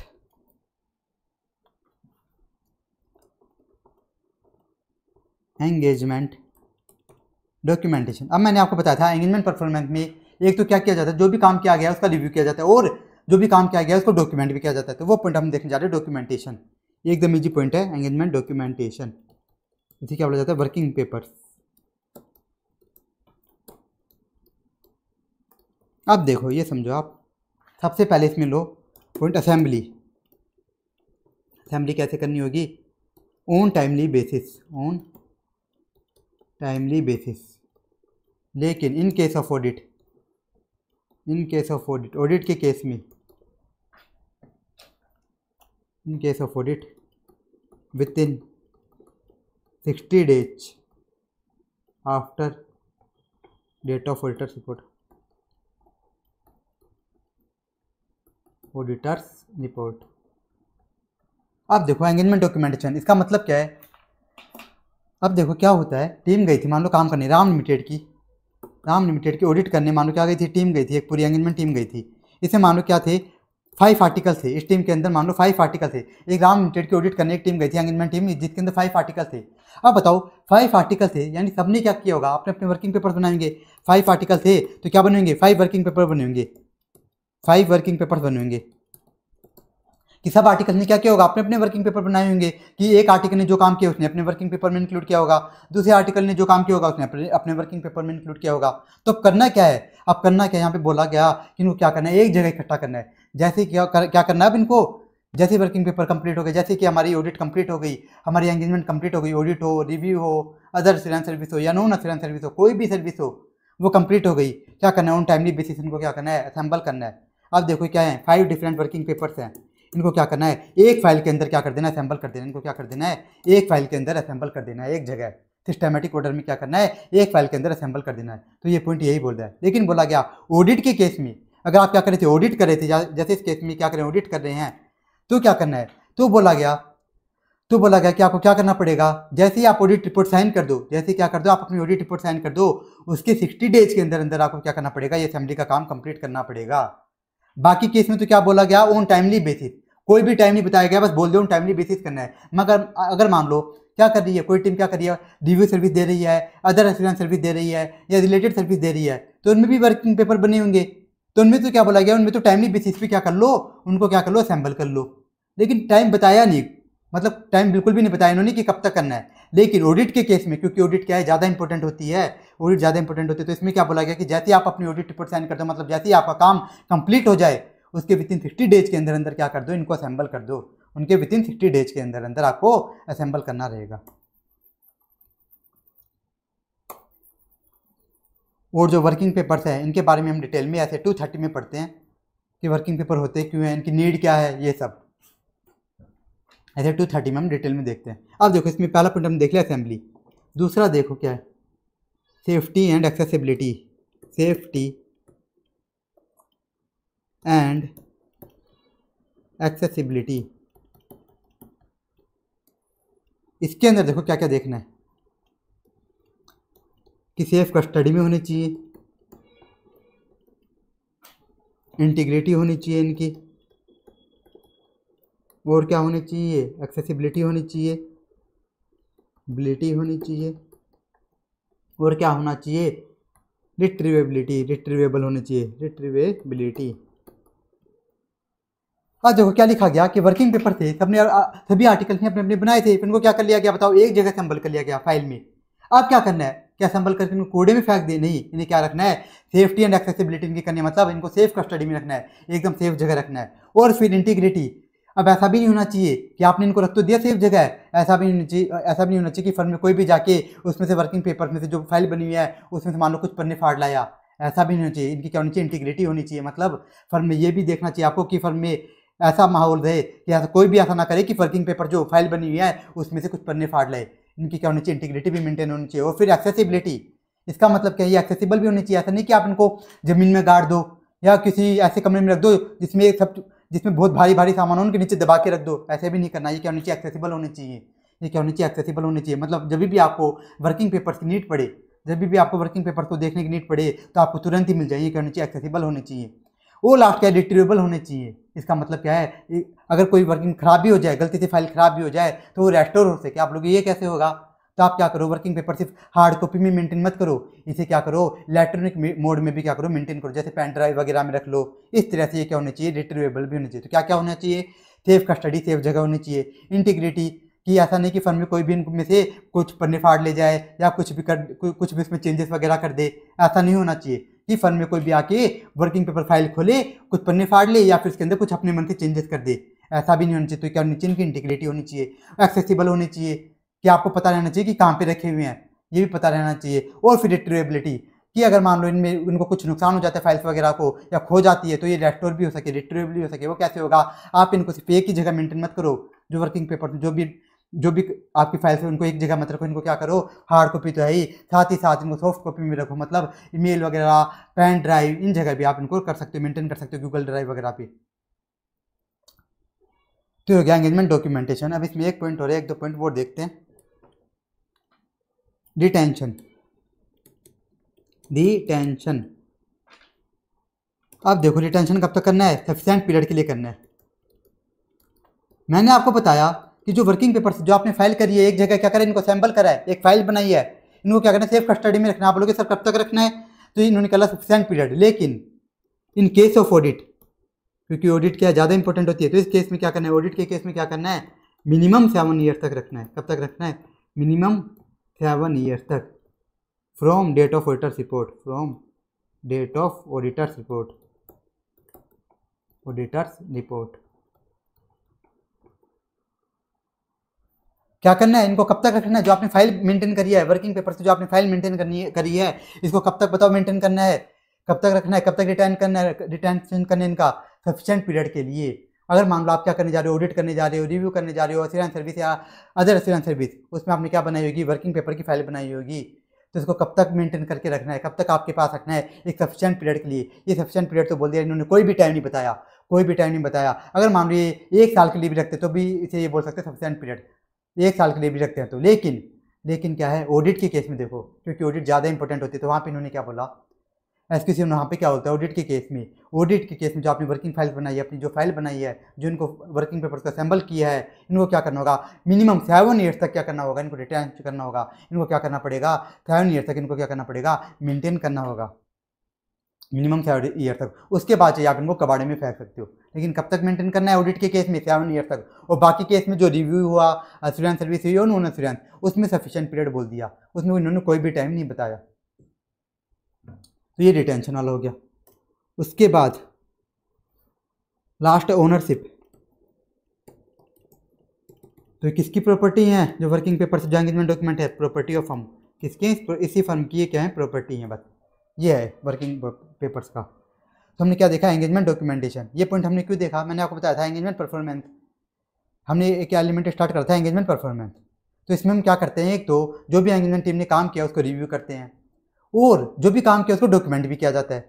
अब डॉक्यूमेंटेशन कैसे किया जाएगा, तो देखो मैंने आपको बताया एंगेजमेंट टीम जब जाएगी तो क्या करेंगे, सब अपने अपने वर्किंग पेपर्स बनाएंगे, तो सब जगह क्या रहेंगे, अलग अलग वर्किंग पेपर्स रहेंगे। तो उनको क्या करना है, उनको एक जगह असेंबल करना है। असेंबल कैसे करना है, असेंबल कैसे करना है, उन टाइमली बेसिस करना है। लेकिन क्योंकि ऑडिट इंपॉर्टेंट है तो उसमें उन्होंने बता दिया उसकी टाइम लिमिट, कि जैसे आपका काम कंप्लीट हो जाए, जैसे आप अपनी ऑडिट रिपोर्ट साइन कर दो, उसकी 60 डेज के अंदर अंदर क्या करना है, सभी वर्किंग पेपर्स को एक जगह असेंबल कर लो। फिर असेंबल करने के बाद क्या करना है, क्या कूड़े में फेंक दे, नहीं, इनको क्या करना है, इनकी सेफ्टी और एक्सेसिबिलिटी का ध्यान रखना है, मतलब इनको सेफ कस्टडी में रखना है, एकदम सेफली रखना है, इनकी इंटीग्रिटी का ध्यान रखना है। ऐसा नहीं होना चाहिए कि फर्म में कोई भी बंदा है और इनमें चेंजेस कर दे, ऐसा नहीं होना चाहिए। एक्सेसिबल होने चाहिए, कि आपको पता नहीं, ऐसा नहीं होना चाहिए कि आपको पता नहीं रहे कि हमने इनको कहाँ पे रखा था, या आप इनको एकदम खतरनाक जगह रख दी कि ज़मीन में गाड़ दिया, ऐसा भी नहीं होना चाहिए। और रिट्रीवेबल होने चाहिए, मतलब अगर इनमें कोई खराबी भी हो जाए, जैसे फाइल वगैरह फट भी जाए, तो क्या हो जाए, रेस्टोर हो सके। इसके लिए क्या करना पड़ेगा, आपको ये एक से ज़्यादा जगह मेंटेन करनी होगी। क्या करना पड़ेगा आपको, इनको वर्किंग पेपर्स को एक से ज़्यादा जगह मेंटेन करना पड़ेगा। फिर हमने देखा रिटेंशन। अब इनको कब तक मेंटेन करना है, इनको कब तक मेंटेन करना है, तो बोला गया सफिशिएंट पीरियड। लेकिन क्योंकि ऑडिट इंपॉर्टेंट होती है तो यहाँ पे इन्होंने बता दिया कब तक मेंटेन करना है, 7 ईयर तक। फिर बताइए किसकी प्रॉपर्टी, जो एंगेजमेंट डॉक्यूमेंटेशन है किसकी प्रॉपर्टी है, किसकी है बताओ, फर्म की प्रॉपर्टी है। किसकी, फर्म की प्रॉपर्टी है। तो ये भी हमारा कंप्लीट हुआ। अब चलते हैं नेक्स्ट। तो ये हमारा फिफ्थ कंप्लीट हुआ। एक बार ऊपर से देख लेते हैं स्पीड से, जो फिफ्थ एलिमेंट है इसमें क्या क्या देखना होता है। देखो फिफ्थ एलिमेंट में क्या था, एंगेजमेंट परफॉर्मेंस, कि एंगेजमेंट टीम जो भी काम करे ना उसको क्या कर ले, सीनियर क्या कर ले, रिव्यू कर ले। तो इसमें हमने एक तो नॉर्मल रिव्यू देखा, जिसमें क्या करते हैं, मोर एक्सपीरियंस जो टीम मेंबर्स होते हैं वो जो लेस एक्सपीरियंस टीम मेंबर्स के काम को रिव्यू कर लेते हैं। तो इसमें देखते हैं कि उन्होंने जो लेस एक्सपीरियंस टीम मेंबर्स है, जो जूनियर्स हैं, क्या उन्होंने एक्यूरेट स्टैंडर्ड्स काम किया है, उनको अगर कोई सिग्निफिकेंट मैटर्स मिले थे, क्या उन्होंने सीनियर से कंसल्टेशन करी थी, अपने आप ही डिसीजन ले लिया, ये चेक करेंगे। और फिर देखेंगे कि उन्होंने जो भी काम किया था क्या वो अपने वर्किंग पेपर्स में उसको डॉक्यूमेंट कर रहे हैं। और देखेंगे कि उन्होंने जो ड्राफ्ट रिपोर्ट में जो ओपिनियन दिया है क्या उसके रिगार्डिंग उन्होंने पर्याप्त एविडेंस ऑब्टेन भी किया या हवा में ओपिनियन दे दिया। और फिर देखेंगे कि उन्होंने जो काम किया है क्या उसके बेसिस पे अपना ऑब्जेक्टिव अचीव हो रहा है कि नहीं हो रहा। फिर हमने देखा एंगेजमेंट क्वालिटी कंट्रोल रिव्यू। एक तो देखा नॉर्मल रिव्यू, फिर वो कहता है एंगेजमेंट क्वालिटी कंट्रोल रिव्यू। इससे क्या होगी, इससे क्वालिटी और अच्छी हो जाएगी। तो ये कहाँ पे मैंडेटरी होता है, जब फर्म क्या करी हो, लिस्टेड कंपनी की क्या करी हो, ऑडिट क्या कर रही हो, ओनली ऑडिट कर रही हो किनकी, लिस्टेड एंटिटीज की, तब ये मैंडेटरी है। और बाकी अदर एंगेजमेंट में ये क्या है, ऑप्शनल है। कौन सी चीज़, एंगेजमेंट क्वालिटी कंट्रोल रिव्यू। ये होता क्या है, इसके अंदर क्या क्या जाता है, इसके अंदर एंगेजमेंट टीम जो भी काम करती है, एंगेजमेंट टीम जो भी सिग्निफिकेंट जजमेंट लेती है उसका रिव्यू किया जाता है। फिर ये करता कौन है, कोई भी इसे कर सकता है जिसके पास सफिशिएंट एक्सपीरियंस है, बस वो क्या नहीं होना चाहिए, वो एंगेजमेंट टीम का पार्ट नहीं होना चाहिए। फिर हमने देखा कि ये क्या कौन से सिग्निफिकेंट जजमेंट को रिव्यू करता है, एंगेजमेंट क्वालिटी कंट्रोल रिव्यूअर कौन से सिग्निफिकेंट जजमेंट को रिव्यू करता है। तो एंगेजमेंट पार्टनर ने जो अपना इंडिपेंडेंस का इवैल्यूएशन करा है वो क्या होता है, सिग्निफिकेंट जजमेंट होता है, तो उसको रिव्यू करता है। जो सिग्निफिकेंट रिस्क मिली थी तो उसके रिगार्डिंग इन्होंने कैसे रेस्पॉन्ड करा, किन्होंने, एंगेजमेंट टीम ने, उसको रिव्यू करता है। फिर इन्होंने मैटेरियलिटी कैसे कैलकुलेट करी, किन्होंने, एंगेजमेंट टीम ने, उसको रिव्यू करता है कौन, एंगेजमेंट क्वालिटी कंट्रोल रिव्यूअर। जो मिस स्टेटमेंट है वो मैटेरियल है कि नहीं ये चेक करता है। ऊपर वाले सभी के सभी मैटर्स टीसीडब्ल्यू को इन्होंने कम्युनिकेट किए कि नहीं ये चेक करता है। जो सिग्निफिकेंट जजमेंट्स है जो भी इन्होंने सिग्निफिकेंट जजमेंट्स लिए किन्होंने, एंगेजमेंट टीम ने, वो सब इन्होंने वर्किंग पेपर्स में डॉक्यूमेंट तो कर रखे ना, ये चेक करता है। और ये देखता है कि जो ड्राफ्ट रिपोर्ट इन्होंने बनाई है वो अप्रोप्रिएट है कि नहीं, ये चेक करेगा बस। और फिर अदर पॉइंट में हमने देखा कि एंगेजमेंट क्वालिटी कंट्रोल रिव्यू से एंगेजमेंट पार्टनर की रेस्पॉन्सिबिलिटी कम नहीं होती।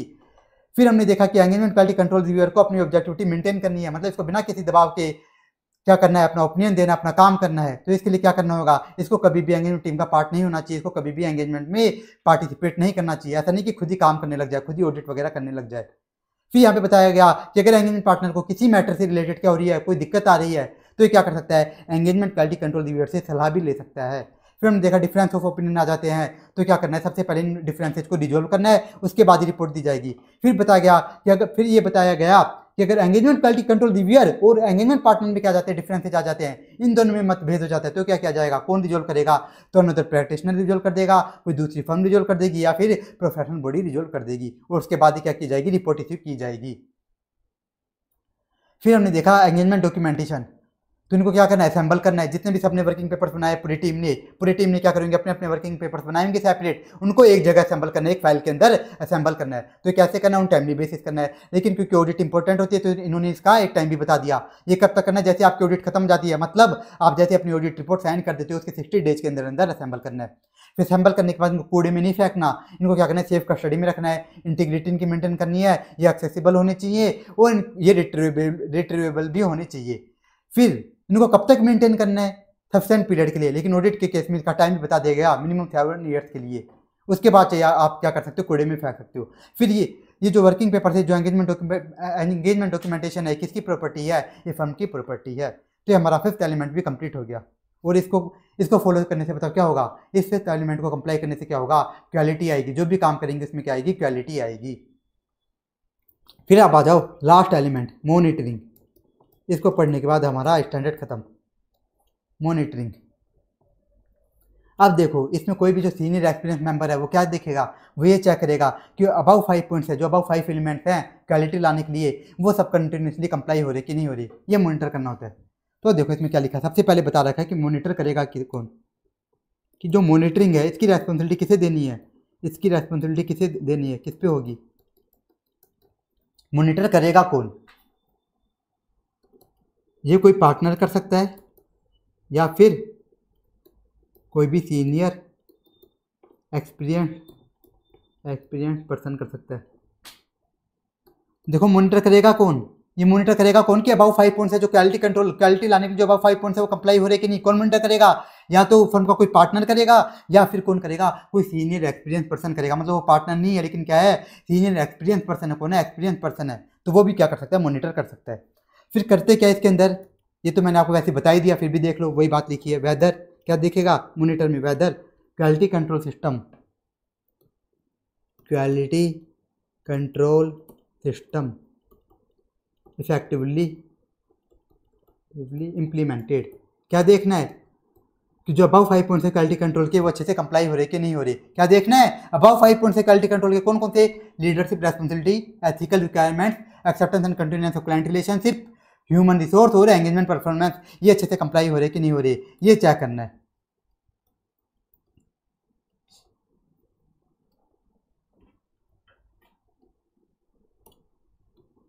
Effectively implemented. अब एक पॉइंट और देखो, ये स्पेशल पॉइंट है, ये समझो कि अगर कोई कंप्लेंट्स आती है अगेंस्ट हम, कंप्लेंट्स एंड एलिगेशन अगेंस्ट हम, किस रिगार्डिंग, क्या कंप्लेंट आती है, किस रिगार्डिंग आती है बताओ, कंप्लेंट्स कि क्या नहीं करी फर्म, क्या नहीं कर रही फर्म,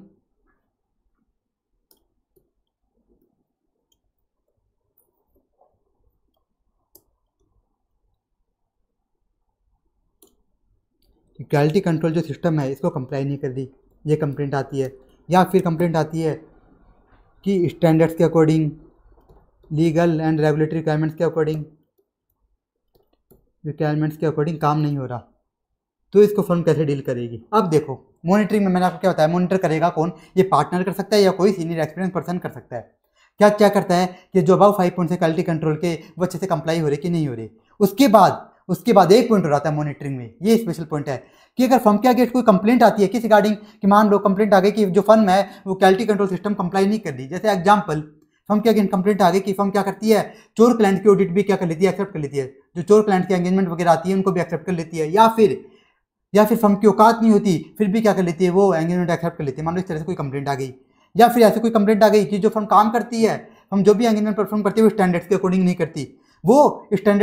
करती, जैसे स्टैंडर्ड दे रखे कौन कौन थे, standards on auditing, standards on review engagement, standards on assurance engagement, ये जो भी स्टैंडर्ड दे रखे उनके अकॉर्डिंग काम नहीं करती। ऐसी कोई कंप्लेंट आ जाती है तो इसको कैसे डील करेगी फर्म, तो ये भी क्या है, इसको डील करना, कंप्लेंट से डील करना, ये भी क्या है, मॉनिटरिंग है। ये भी किस में आएगा, मॉनिटरिंग में आएगा। क्योंकि इससे क्या होगा बता, मॉनिटरिंग से क्या होगा, इससे क्या होगा, इनकी आगे आगे क्या होगा, फ्यूचर में इनकी क्वालिटी अच्छी होगी। हो सकता है अभी तो कंप्लेंट्स आ रही है फर्म पे, लेकिन अगर इन कंप्लेंट से डील करती है फर्म अच्छे से तो क्या होगा, इनकी फ्यूचर में क्या होगी, इनकी क्वालिटी और अच्छी हो जाएगी। इस कारण से कंप्लेंट्स को डील करना भी क्या है, किस में आता है, मॉनिटरिंग में आता है। अब देखो डील कैसे करेगी वो हम देखने जा रहे हैं, डील कैसे करना है। तो इसमें कुछ पॉइंट दे रखे हैं। सबसे पहले तो फालतू पॉइंट दे रखा है कि कंप्लेंट्स जो है में ओरिजिनेट फ्रॉम विद इन और outside the firm, with in और आउटसाइड द फर्म। कि जो कंप्लेंट्स है ना कि भैया क्वालिटी कंट्रोल को कंप्लाई नहीं कर रहे, स्टैंडर्ड्स को कंप्लाई नहीं कर रहे, ये कंप्लेंट्स बाहर से तो आ ही सकती है, साथ ही साथ फर्म के अंदर किसी भी आ सकती है। मतलब हो सकता है कि फर्म के अंदर का कोई क्या एम्प्लॉय क्या कर दे, कंप्लेंट कर दे, फर्म के अंदर का कोई एम्प्लॉय या आर्टिकली क्या कर दे, कंप्लेंट कर दे, तो अंदर से भी कंप्लेंट आ सकती है। अब आपके मन में डाउट आ रहा होगा कि चलो सर ये तो मान कि बाहर से कंप्लेंट आ सकती है फर्म के खिलाफ, लेकिन अंदर से कैसे आएगी, अंदर किसकी हिम्मत होगी फर्म के खिलाफ कंप्लेंट करने की, कि फर्म के लोग ही कैसे कंप्लेंट करेंगे। अगर कोई कंप्लेंट करेगा तो उसको तो निकाल देंगे जो पार्टनर्स वगैरह हैं। तो देखो इसके लिए क्या करा इन्होंने, क्या बोला स्टैंडर्ड ने, क्या करो कि उनको तो डर लगेगा, जो बेचारे एम्प्लॉइज हैं, आर्टिकल्स हैं, वो बेचारे कैसे कंप्लेंट करेंगे, उनको तो डर लगेगा, उनको तो निकाले जाने का डर लगेगा। तो इसके लिए देखो क्या करना है, एसक्यूसी ने बोला कि फर्म क्या करे, फर्म क्या करे, ऐसे चैनल्स इस्टेब्लिश करे जिससे कि क्या हो, रेज कर पाए concern without fear, to raise concern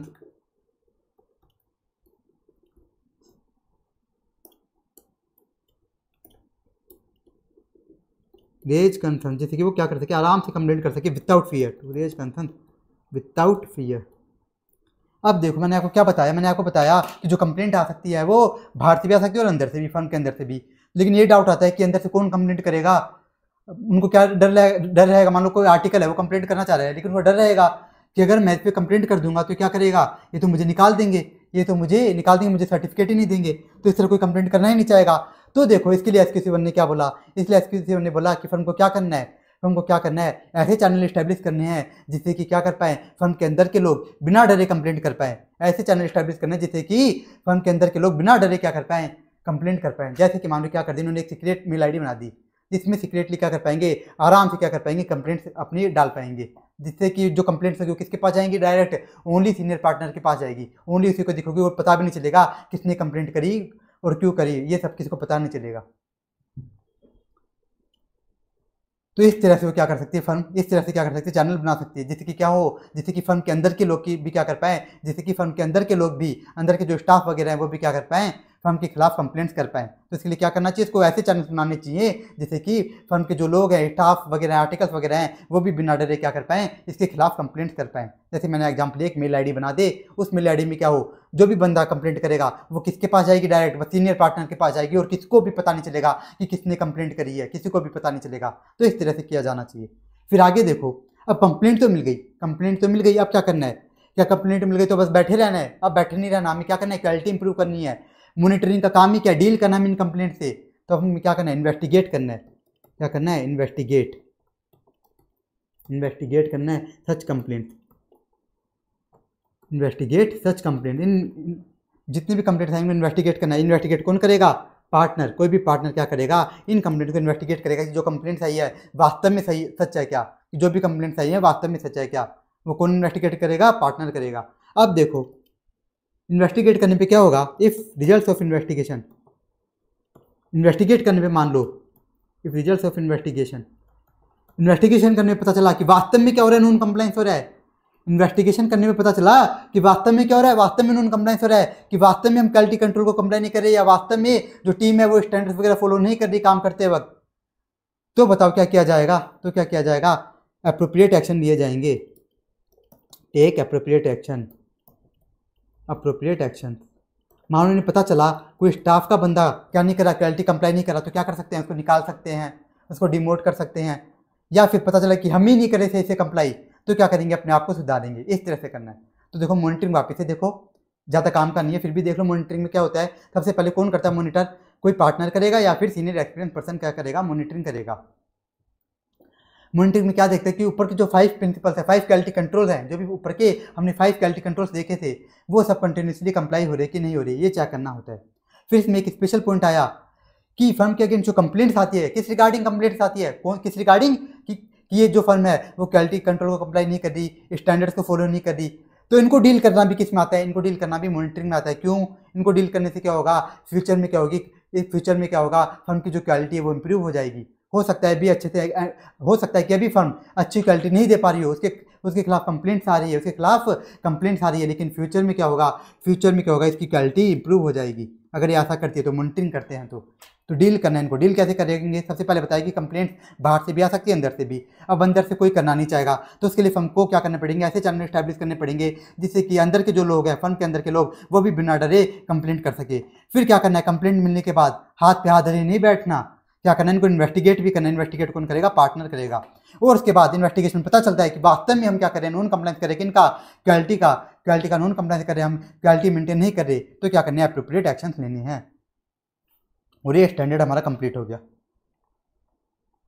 तो जो भी हमने देखा उसको हम क्या करते हैं, एक बार कंसेप्ट बुक से भी देख लेते हैं।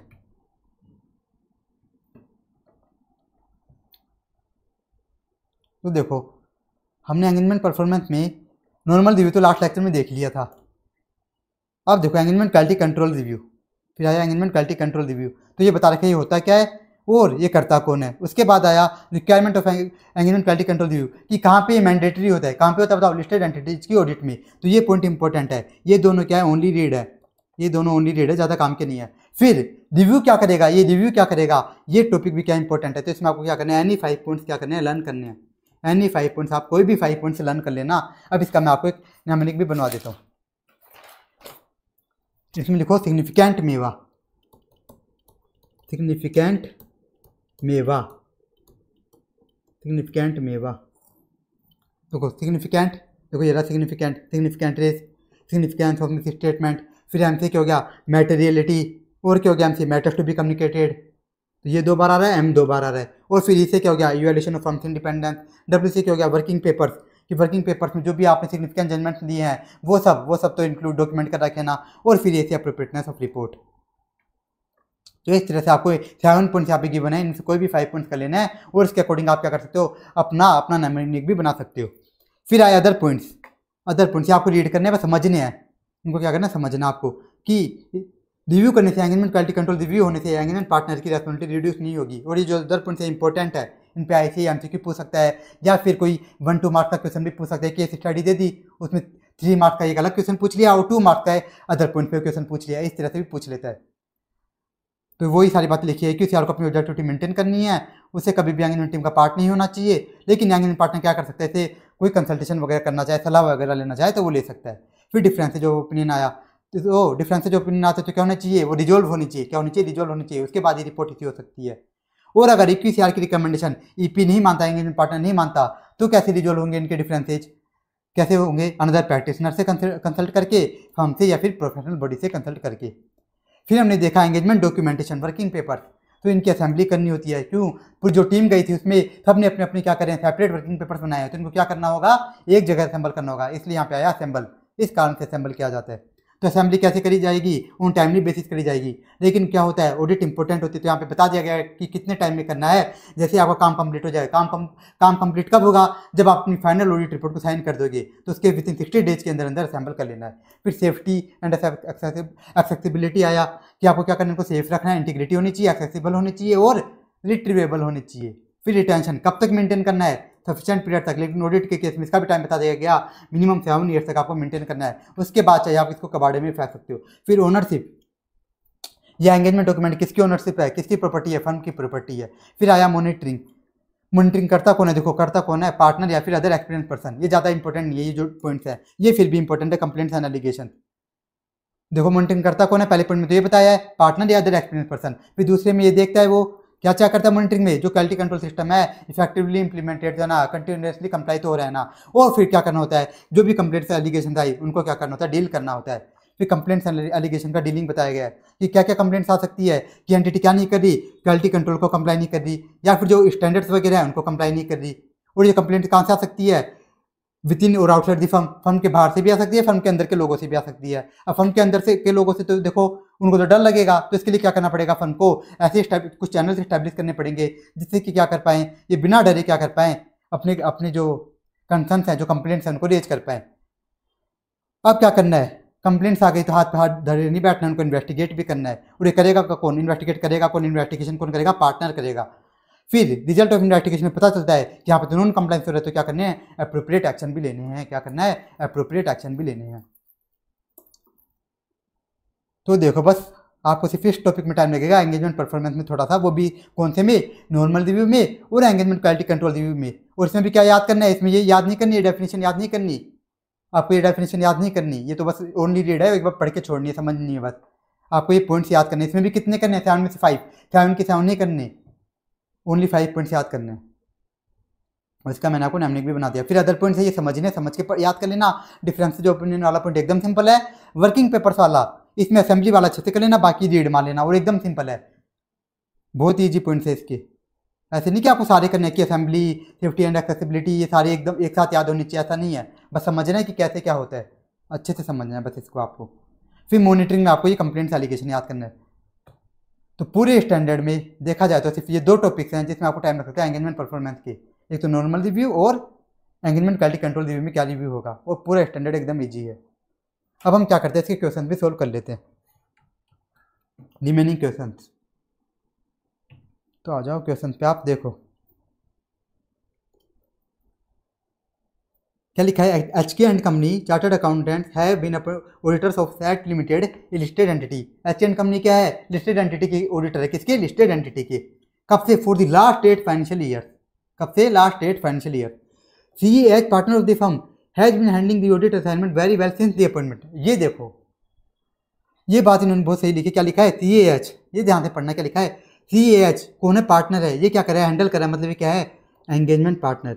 CAH कौन है, एंगेजमेंट पार्टनर। और ये कब से engagement partner, since the appointment, मतलब कब से है, 8 ईयर से। बताओ 8 ईयर से क्या है, एंगेजमेंट पार्टनर है। ये क्या है, ये क्या कर रहा है, साइन कर रहा है रिपोर्ट को। मैंने क्या बताया था, लिस्टेड एंटिटी के केस में, याद करो तो, आपको याद आया तो, लिस्टेड एंटिटी के केस में आपको क्या करना पड़ता है, 7 ईयर्स के बाद भी एंगेजमेंट पार्टनर को रोटेट कर देना होता है। लेकिन इस केस में क्या हो रहा है, यहाँ पे ये गलत हो रहा है। गलत क्यों हो रहा है, यहाँ पे लास्ट 8 ईयर से क्या है, एंगेजमेंट पार्टनर है। फिर आगे देखो क्या लिखा है, audit work of CAH and her team is reviewed, मतलब क्या हो रहा है, एंगेजमेंट क्वालिटी कंट्रोल रिव्यू होने का बाय सीनियर पार्टनर CA के। कौन कर रहा है, सीनियर पार्टनर CA के।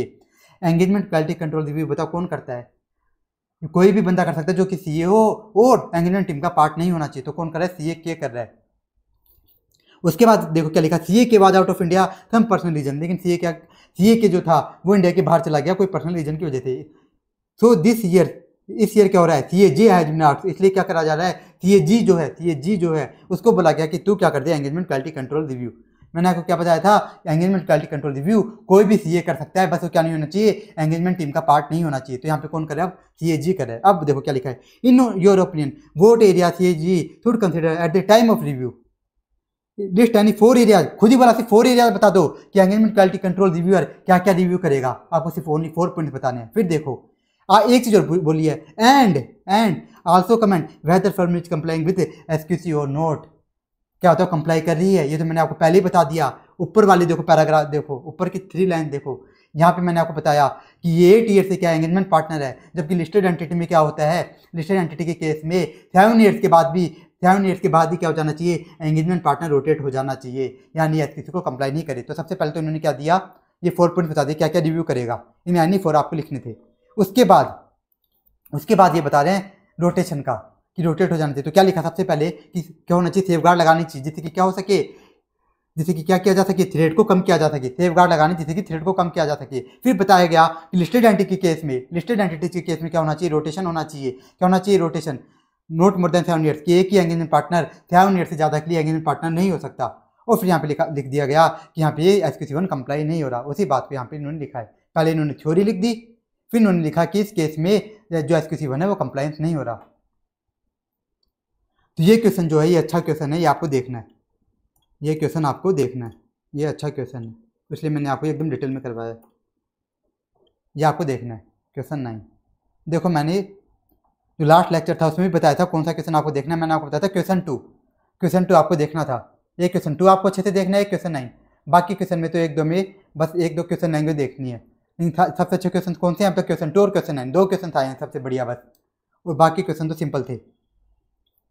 फिर आप देखो क्वेश्चन 10, क्वेश्चन 10 क्या होता है, PQR and associate chartered accountant is a partnership firm having 3 partners. एक PQR एंड एसोसिएट से क्या एक पार्टनरशिप फर्म है, CA फर्म है, इसमें 3 पार्टनर्स है, CA, P, Q और R। PQR and associate are appointed as stat auditor of ABC limited listed entity. ये क्या लिस्टेड एंटिटी को इनको क्या अपॉइंट किया गया, इनको ऑडिटर अपॉइंट किया गया। CAP और CAP वहाँ पे क्या बताओ, CAP क्या है, एंगेजमेंट पार्टनर। ये ध्यान रखना, CAP क्या है, engagement partner. Before receiving the audit report of ABC limited, CAP asked the CAR to perform the engagement quality control review and जो द व्यू डेट। जो CAP ने क्या बोला, CR को बोला कि तू क्या कर ले, एंगेजमेंट क्वालिटी कंट्रोल रिव्यू। बताओ ये क्या है, लिस्टेड एंटिटी है। क्या है, देखो यहाँ पे साफ लिखा है लिस्टेड एंटिटी है, तो लिस्टेड एंटिटी में क्या होना चाहिए, एंगेजमेंट क्वालिटी कंट्रोल रिव्यू होना चाहिए। कौन करता है एंगेजमेंट क्वालिटी कंट्रोल रिव्यू, जो एंगेजमेंट टीम का पार्ट नहीं है। CAR बताओ एंगेजमेंट टीम का पार्ट है क्या, नहीं है, तो इसने कोई भी गड़बड़ी नहीं करी।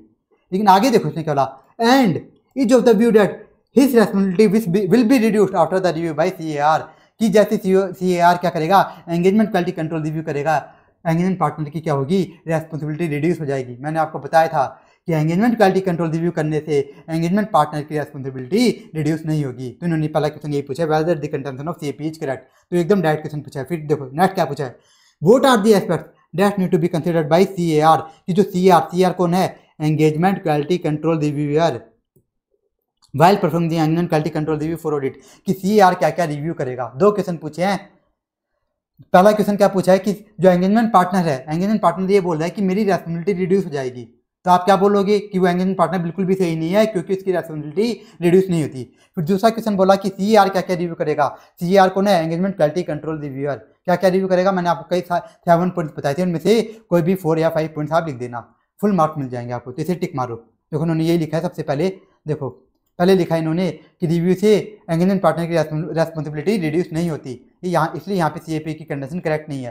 फिर CAR क्या क्या रिव्यू करेगा वो यहाँ पे बता रखा है। अब देखो नेक्स्ट क्वेश्चन ज़्यादा काम का नहीं है, सिंपल सा है। GV and associates are auditors of listed entity listed company involve in fintech sector. Jen associates क्या है, लिस्टेड कंपनी के ऑडिटर है, किसके, लिस्टेड कंपनी के। Engagement team is stuck up with some issues, engagement team को कुछ issue आ गए। पर्टेनिंग टू पार्टिकुलर, किस रिगार्डिंग, इंडेस के रिगार्डिंग, किस इंडेस का क्या होना चाहिए, मतलब इस इंडेस की कैसे एप्लीकेशन होगी। तो they have framed a query and send to ICAI for expert opinion on the matter. The issue was resolved upon receipt of expert opinion. तो इन्होंने क्या करा, इनको जो दिक्कत आई तो इन्होंने क्या करा, उसको ICAI को इंस्टीट्यूट को क्या कर दिया, अपनी क्वेरी सेंड कर दी और उनसे क्या ले लिया, ओपिनियन ले लिया। वो इनका इश्यू क्या हो गया, रिजोल्व भी हो गया। Since expert opinion was provided by ICAI, engagement team was of the view that appointment of AQCR has lost relevance। अब देखो क्योंकि ICAI ने क्या दे दिया, अपना ओपिनियन दे दिया, तो एंगेजमेंट टीम क्या बोल रही है कि हमने तो क्या ले लिया, ICAI से पूछ लिया कि हमें क्या करना चाहिए, तो हमको एंगेजमेंट क्वालिटी कंट्रोल रिव्यू करवाने की जरूरत ही नहीं है, हमको एंगेजमेंट क्वालिटी कंट्रोल रिव्यू का काम करवाने की जरूरत ही नहीं है। लेकिन यहाँ पे बताओ क्या है, लिस्टेड कंपनी है। कौन है, लिस्टेड कंपनी। मैंने आपको बताया था लिस्टेड कंपनी में एंगेजमेंट क्वालिटी कंट्रोल रिव्यू करना मैंडेटरी होता है। तो वही बात लिखी है, बस पूरी इन्होंने फालतू गाई है रामायण। क्या पूछा है कि क्या एंगेजमेंट क्वालिटी कंट्रोल रिव्यू करवाना मैंडेटरी है कि नहीं है लिस्टेड कंपनी में, एक तरह से ये पूछा है, एकदम फालतू क्वेश्चन था, टिक मारो। अब देखो next question, PQR and associates are state auditor of listed company, there arose and issue during the course of audit relating to related party transaction. PQR associates क्या है, लिस्टेड कंपनी के, क्या है, लिस्टेड कंपनी के state auditor से क्या है, auditors है। किसकी बात हो रही है, लिस्टेड कंपनी की ऑडिट की। यहाँ पे नहीं क्या है, रिलेटेड पार्टी ट्रांजैक्शन रिलेटेड कोई दिक्कत आ गई, तो एंगेजमेंट पार्टनर क्या करना चाह रहा है, engagement partner want to consult engagement quality control reviewer on this matter. क्या नहीं कंसल्ट, पूछा है कि क्या वो कंसल्ट कर सकता है क्या। मैंने आपको बताया था कि एंगेजमेंट क्वालिटी कंट्रोल रिव्यूअर क्या होना चाहिए, ऑब्जेक्टिविटी को उसको मेंटेन करना है, तो वो सारी बातें लिखो, लास्ट में बोल दो कि एंगेजमेंट पार्टनर को अगर कोई दिक्कत आती है तो क्या कर सकता है, आराम से कंसल्टेशन कर सकता है, यानी इस मैटर में कोई भी दिक्कत नहीं है। तो आपने पहले पूरी थ्योरी लिखोगे उस टॉपिक की कि रिव्यूअर को अपनी ऑब्जेक्टिविटी मेंटेन करनी होती है, इसलिए क्या नहीं होना चाहिए, एंगेजमेंट टीम का पार्ट नहीं होना चाहिए, तो उसको पार्टिसिपेशन नहीं करना एंगेजमेंट में, और एंगेजमेंट पार्टनर क्या कर सकता है, कंसल्ट कर सकता है। तो ये भी क्वेश्चन एकदम ईजी है, फालतू का क्वेश्चन है। अब देखो BNE and company are in the midst of audit process listed company. BNE क्या कर रहे हैं, लिस्टेड कंपनी की ऑडिट कर रहे हैं। किसकी, लिस्टेड कंपनी की ऑडिट कर रहे हैं, क्या कर रहे हैं, audit. During the course of audit an issue arose relating to revenue from contract with customers in terms of Ind AS 115। इनको revenue from contract with customer से रिगार्डिंग क्या आ गया, एक दिक्कत आ गई, तो engagement partner took a certain stand, engagement partner ने क्या किया, कुछ अपना स्टैंड लिया कि क्या करना चाहिए उसका। However engagement quality control review requirement otherwise, लेकिन AQCR ने उसमें अपना अलग ओपिनियन दिया। एंगेजमेंट पार्टनर ने एक अपना अलग स्टैंड लिया और AQCR ने क्या करा, अपना एक अलग ओपिनियन दिया। बताओ यानी क्या हो गया, डिफरेंसेज ऑफ ओपिनियन, क्या हो गया, डिफरेंसेज। एंगेजमेंट पार्टनर और क्या बोल रहा है, engagement partner not willing to accept और ये है ना रिव्यूअर के काम को, रिव्यूअर जो बात बता रहा है उसको एक्सेप्ट भी नहीं कर रहा। तो ऐसे केस में क्या होगा, मैंने क्या बताया था, जब तक कि मैटर रिजोल्व ना हो जाए तब तक की रिपोर्ट इश्यू नहीं हो सकती।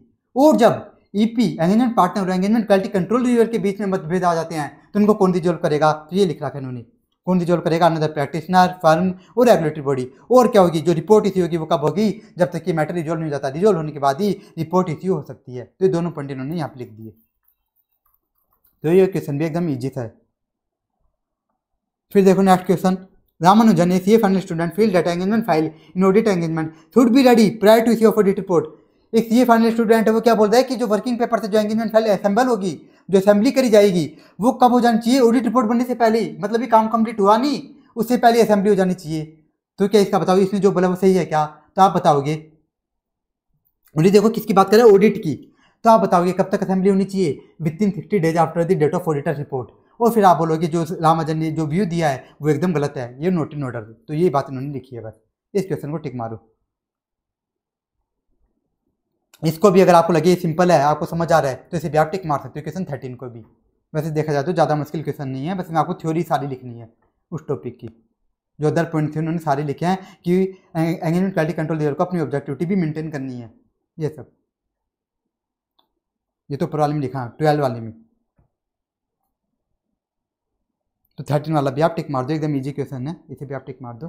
फिर आ गया क्वेश्चन 15, ये भी एकदम ईजी। देखो क्या है, NK and company chartered accountants were appointed as stat auditor of fresh juice limited for the current financial year. कि एनके एंड कंपनी क्या है, फ्रेश जूस लिमिटेड की स्टैट ऑडिटर है। The previous year audit, previous year की audit किसने करी थी, LP and associates ने। After the audit was completed and report submitted, एक बात पता चली, it was found that closing balance of last financial year were incorrectly brought forward. It was found that NK company didn't apply any audit procedures to ensure that correct opening balances had been brought forward to the current period. अब आप बोलोगे sir इसमें हो क्या रहा है। अब देखो ये आपको समझ नहीं आएगा, ये आती है ऐसे 510, उसमें हम पढ़ते हैं कि जो ऑडिट फर्म है, जो फर्म क्या करी, ऑडिट कर रही है, उसे क्या देखना पड़ता है, जो एंगेजमेंट टीम ऑडिट करी उसे क्या देखना पड़ता है कि जो क्लाइंट के पिछले साल की क्लोजिंग बैलेंसेज है, क्लाइंट के पिछले साल की क्लोजिंग बैलेंसेज है वो करेक्टली तो ब्रॉड फॉरवर्ड करेगा ना। जैसे मान लो पिछले साल 1 लाख का क्या थी, इन्वेंट्री थी, तो वो इस साल भी 1 लाख की तो आ रही है ना। ऐसा तो नहीं कि गलती से 1 लाख की इन्वेंट्री 11 लाख की दिख रही हो, या फिर 1 लाख की इन्वेंट्री 10 लाख की दिख रही हो, तो ये भी चेक करना होता है। लेकिन यहाँ पे बोला गया कि जो एनके एंड कंपनी है इसने ये काम करा ही नहीं, ये इसने चेकिंग करी नहीं, साफ लिखा है। देखो कहाँ लिखा है, देखो एनके एंड कंपनी, इस वाले पॉइंट में देखो आप, NK and company did not apply any audit procedure to ensure that correct opening balances have been brought forward. इसने ये प्रोसीजर लगाई ही नहीं, मतलब इसने क्या नहीं किया, इसने स्टैंडर्ड्स ऑन ऑडिटिंग 510 को कंप्लाई नहीं किया। इसने क्या नहीं किया, स्टैंडर्ड्स ऑन ऑडिटिंग 510 को कंप्लाई नहीं किया। फिर देखो उन्होंने क्या बोला, इस कारण से क्या हुआ, एक complaint was filed against NK and company. इसलिए क्या हुआ, NK एंड कंपनी के अगेंस्ट एक कंप्लेंट फाइल कर दी गई। तो you are required to inform board policies are required to be implemented by NK and company for dealing with such complaint. Direct इन्होंने क्वेश्चन पूछ लिया एकदम सिंपल लैंग्वेज में, तो आपको कोई दिक्कत ही नहीं, आपको पूरा का पूरा वो टॉपिक छाप देना है कंप्लेंट्स वाला। बस इस क्वेश्चन को टिक मारो, देख लो पूरा इन्होंने छाप दिया। पहले SQC1 लिखा, फिर लिख दिया देखो पूरा कंप्लेंट्स वाला। ये कंप्लेंट्स क्या क्या कंप्लेंट्स आ रही है कि ये स्टैंडर्ड्स कंप्लाई नहीं कर रहे, या क्वालिटी कंट्रोल सिस्टम है उसको कंप्लाई नहीं कर रहे। कंप्लेंट कहाँ से आ सकती है, विद इन से भी, आउटसाइड ओ फर्म से भी। फिर इनको क्या करना है, कुछ चैनल इस्टेब्लिश करने हैं जिससे कि जो फर्म के लोग हैं वो क्या करें, बिना डरे कंप्लेंट कर सके। और फिर इनको इन्वेस्टिगेट भी करना है। इनको कौन करेगा, पार्टनर करेगा। और इन्वेस्टिगेट में अगर नॉन कंप्लाइंस मिलते हैं तो क्या लेने हैं, अप्रोप्रिएट एक्शन भी लेने हैं। तो ये सब यहाँ पे इन्होंने लिखा है, एकदम पूरा का पूरा इन्होंने टॉपिक छाप दिया, बस एकदम इजी क्वेश्चन था। तो देखा जाए तो पूरे स्टैंडर्ड में 15 क्वेश्चन थे, जिसमें से ओनली क्वेश्चन नंबर 2 और क्वेश्चन नंबर 9 आपको, जिसमें आपको थोड़ा टाइम लगेगा, और बाकी क्वेश्चन तो एकदम ईजी हैं। बाकी तो एकदम ईजी है, एकदम टिक मारने लायक हैं। तो हमने सभी क्वेश्चन भी इसके कंप्लीट कर लिए।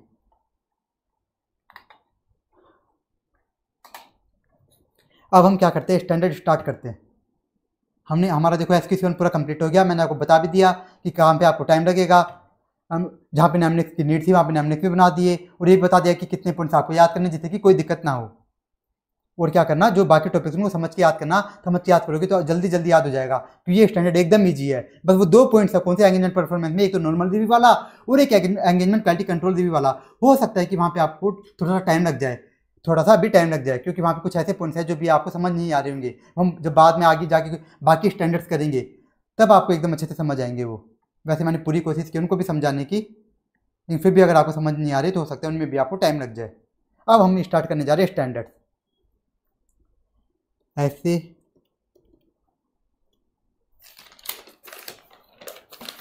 220,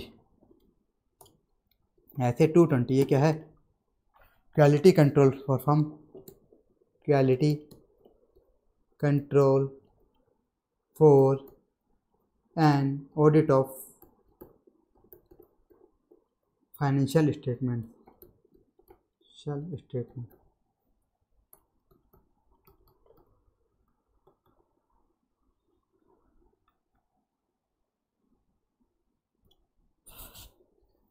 देखिए अब हम क्या करने जा रहे हैं, स्टैंडर्ड से स्टार्ट करने जा रहे हैं। क्या स्टार्ट करने जा रहे हैं, स्टैंडर्ड्स ऑन ऑडिटिंग। क्या स्टार्ट करने जा रहे हैं, स्टैंडर्ड्स ऑन ऑडिटिंग। हमने क्या कंप्लीट कर लिया, स्टैंडर्ड ऑन क्वालिटी कंट्रोल हमने कंप्लीट कर लिया। अब क्या स्टार्ट करने जा रहे हैं, standards on auditing. Standards on auditing total कितने हैं, टोटल ये 38 है। टोटल कितने, 38 है। और ये कहाँ से कहाँ तक है, 200 सीरीज से लेकर के 800 सीरीज तक हमारे कवर है। जो स्टैंडर्ड्स ऑन ऑडिटिंग है ये 200 सीरीज से लेकर के 800 सीरीज तक ये कवर है। कितने टोटल, 38 है। कितने हैं ये स्टैंडर्ड्स, हमारे स्टैंडर्ड्स ऑन ऑडिटिंग टोटल 38 है। अब आप बोलोगे कि सर पहला जो स्टैंडर्ड ऑन ऑडिटिंग है वो है 200 है। पहला जो स्टैंडर्ड्स ऑन ऑडिटिंग है हमारे कोर्स में वो है 200। आप हमको पहला ऐसे 220 क्यों करवा रहे हो, आप हमको सबसे पहले स्टैंडर्ड्स ऑन ऑडिटिंग 220 220 क्यों करवा रहे हो। तो मैं इसलिए करवा रहा हूँ क्योंकि ये स्टैंडर्ड पूरा का पूरा SQC1 से लिंक है, पूरा का पूरा। अभी देखना 15-20 मिनट में हमारा कंप्लीट हो जाएगा। ये इतना छोटा सा स्टैंडर्ड है, वो पूरा का पूरा SQC1 से लिंक है। अब ये बात क्या करता है, देखो इसका नाम देखो क्या है, quality control for an audit of financial statement. ये भी किसकी बात करे, क्वालिटी की, लेकिन कहां पर, ये कहां पे बात कर रहा है, ऑडिट की बात कर रहा है। ये किसकी बात कर रहा है, ओनली ऑडिट। बताओ जो SQC1 था किसकी बात करता था, वो ऑडिट की भी, रिव्यू की भी, अदर एश्योरेंस सर्विस की भी और नॉन एश्योरेंस सर्विसेज की भी, वो सभी की बात करता था। लेकिन जो ऐसे 220 किसकी बात कर रहा है, ओनली ऑडिट की। ऑडिट की क्यों कर रहा है, क्योंकि मैंने बताया ये का जो सबसे इंपॉर्टेंट काम है क्या है, ऑडिट है। इसलिए इसके लिए क्या लाया गया ऐसे 220। तो जब भी एंगेजमेंट पार्टनर, जो टीम एक पर्टिकुलर ऑडिट एंगेजमेंट करने जाएगी तो उनको वहाँ पे कैसे क्वालिटी लानी है, कि मान लो एक राम लिमिटेड की ऑडिट आई, एग्जांपल ले रहा हूँ, एक राम लिमिटेड की ऑडिट आई, तो अब इसमें क्या करनी है, उनको क्वालिटी लानी है टीम को। तो वो क्वालिटी कैसे लाई जाएगी, वो कौन बताएगा, ऐसे 220 बताएगा।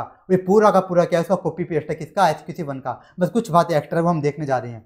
अब देखो सबसे पहले इसमें क्या लिखा है, देखो यहाँ पे क्या है, एंगेजमेंट पार्टनर। यहाँ पे क्या है, एंगेजमेंट पार्टनर। वापिस से बता देता हूँ एंगेजमेंट पार्टनर होता कौन है। वैसे तो हमने एकदम डिटेल में देखा कौन होता है एंगेजमेंट पार्टनर। देखो एंगेजमेंट पार्टनर कौन होता है, जो कि पर्टिकुलर एंगेजमेंट करने के लिए पूरा का पूरा रेस्पॉन्सिबल है, वो होता है एंगेजमेंट पार्टनर। वो होता है जो कि क्या करता है, उसकी रिपोर्ट को, ऑडिट रिपोर्ट को साइन करता है, वो होता है एंगेजमेंट पार्टनर। तो इधर क्या है, ऐसे 220 के अंदर पूरी की पूरी रेस्पॉन्सिबिलिटी किस पे है, एंगेजमेंट पार्टनर पे। तो देखो engagement partner has to implement quality control procedures.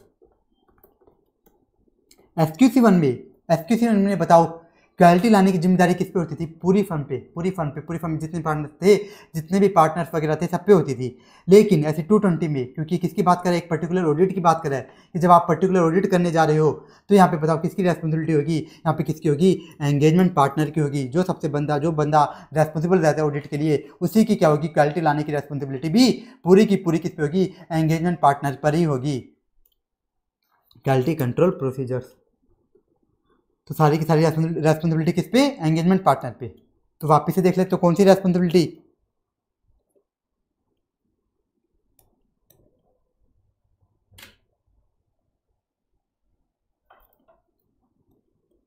अब देखो रेस्पॉन्सिबिलिटीज ऑफ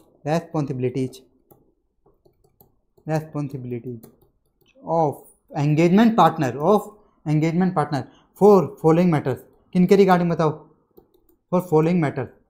SQC1 में हमने देखा था अगर क्वालिटी लानी है तो 6 एलिमेंट्स बता रखे हैं, वो 6 एलिमेंट जैसे ही फॉलो हो जाते हैं, कंप्लाई हो जाते हैं, वैसे ही हो जाती है, क्वालिटी आ जाती है। ऐसे ही यहाँ पे भी क्या करना है, उन्हीं 6 एलिमेंट्स को फॉलो करना है, कंप्लाई करना है। लेकिन डिफरेंस क्या है, यहाँ पे कौन फॉलो करेगा, यहाँ पे उन सबको कौन फॉलो करेगा, एंगेजमेंट पार्टनर करेगा। किसको कंप्लाई करने होंगे, एंगेजमेंट पार्टनर को कंप्लाई करने होंगे। यहाँ पे बस इतना सा डिफरेंस है कि वो 6 एलिमेंट्स किसको फॉलो करने हैं, एंगेजमेंट पार्टनर को। अच्छा समझो, पहला था देखो लीडरशिप रेस्पॉन्सिबिलिटीज,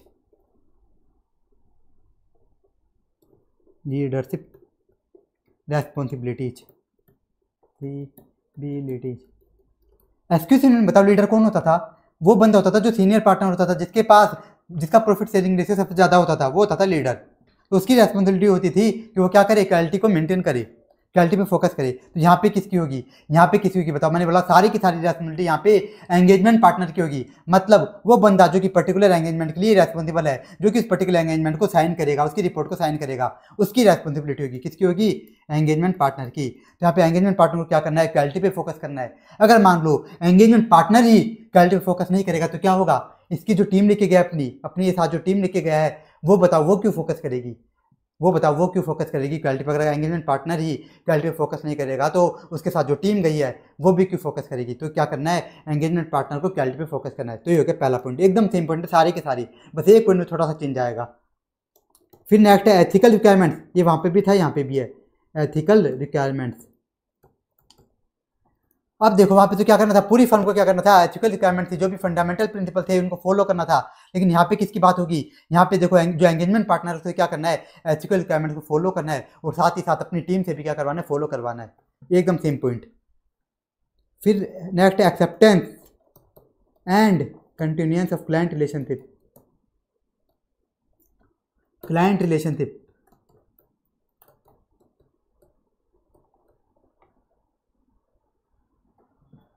कि मान लो क्लाइंट क्या कर रहा है, बाद में टांगे अड़ा रहा है, बाद में टांगे अड़ा रहा है, या फिर बाद में पता चलता है कि क्लाइंट क्या है, क्रिमिनल एक्टिविटीज में एंगेज है।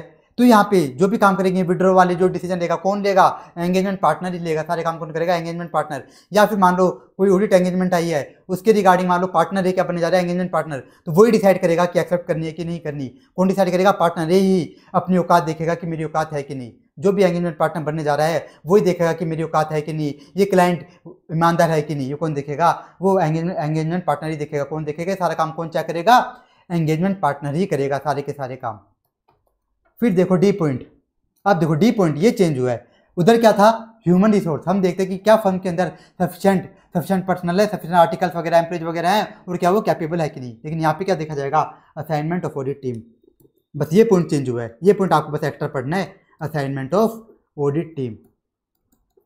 इसमें क्या करेगा बताओ, एंगेजमेंट पार्टनर को बताओ क्या ले जानी रहेगी ऑडिट करने के लिए, अपनी टीम ले जानी रहेगी। मैंने बताया था टीम बनते, तो उसमें टीम में कौन कौन होता है, एंगेजमेंट पार्टनर होता है, कुछ सीनियर सी एम्प्लॉयज होते हैं और आर्टिकल्स होते हैं। तो ये क्या करेगा, एंगेजमेंट पार्टनर क्लाइंट को देख कर कि क्लाइंट कितना बड़ा है उसके अकॉर्डिंग अपनी टीम डिसाइड करेगा कि मुझे कितने सीनियर एम्प्लॉयज को ले जाना है, कितने सीनियर आर्टिकल्स को ले जाना है, कितने जूनियर आर्टिकल्स को ले जाना है। इस तरह से अपनी टीम डिसाइड करेगा कि कितने कैपेबल लोग हैं, किन किन को ले जाऊं। पूरी टीम कौन डिसाइड करेगा, एंगेजमेंट पार्टनर डिसाइड करेगा। बस इतना सा चेंज है, बस इतना सा चेंज। नेक्स्ट पॉइंट ये भी एकदम सेम है, एंगेजमेंट परफॉर्मेंस। ये तो हमने अच्छे से डिटेल में वहाँ पे भी देखा था, हमने ऑडिट का ही वहाँ पे एग्जाम्पल लिया था। एंगेजमेंट परफॉर्मेंस जैसे ही पूरी की पूरी टीम क्या कर लेगी, काम कर लेगी, तो क्या होगा, जो भी काम करे जा रहे हैं जूनियर्स के द्वारा वो कौन करे, सीनियर्स उनका रिव्यू करे। तो एंगेजमेंट पार्टनर भी क्या करेगा, पूरी टीम ने जो काम करा है उसको ये क्या करेगा, रिव्यू करेगा। और अगर क्या हो रही है, लिस्टेड एंटिटी की ऑडिट हो रही है, तो वहाँ पे एंगेजमेंट पार्टनर खुद तो रिव्यू करेगा ही करेगा, साथ ही क्या होगा, एंगेजमेंट क्वालिटी कंट्रोल रिव्यू भी होगा। तो ये पॉइंट एकदम सेम है। फिर आया last monitoring.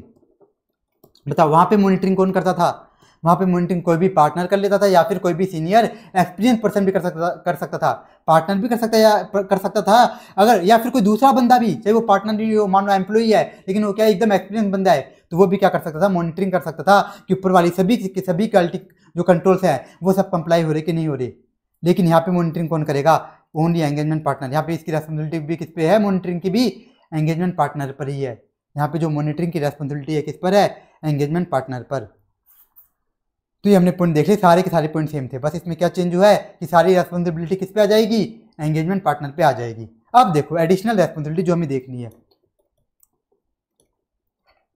Additional responsibilities of engagement partner for audit, कि ऑडिट के रिगार्डिंग एडिशनल रेस्पॉन्सिबिलिटी क्या रहेगी। तो एकदम सिंपल है ये पॉइंट भी, कोई दिक्कत नहीं होगी। पहला देखो इसमें पहली क्या है, पहली है इंडिपेंडेंस रिक्वायरमेंट के रिगार्डिंग, इंडिपेंडेंस।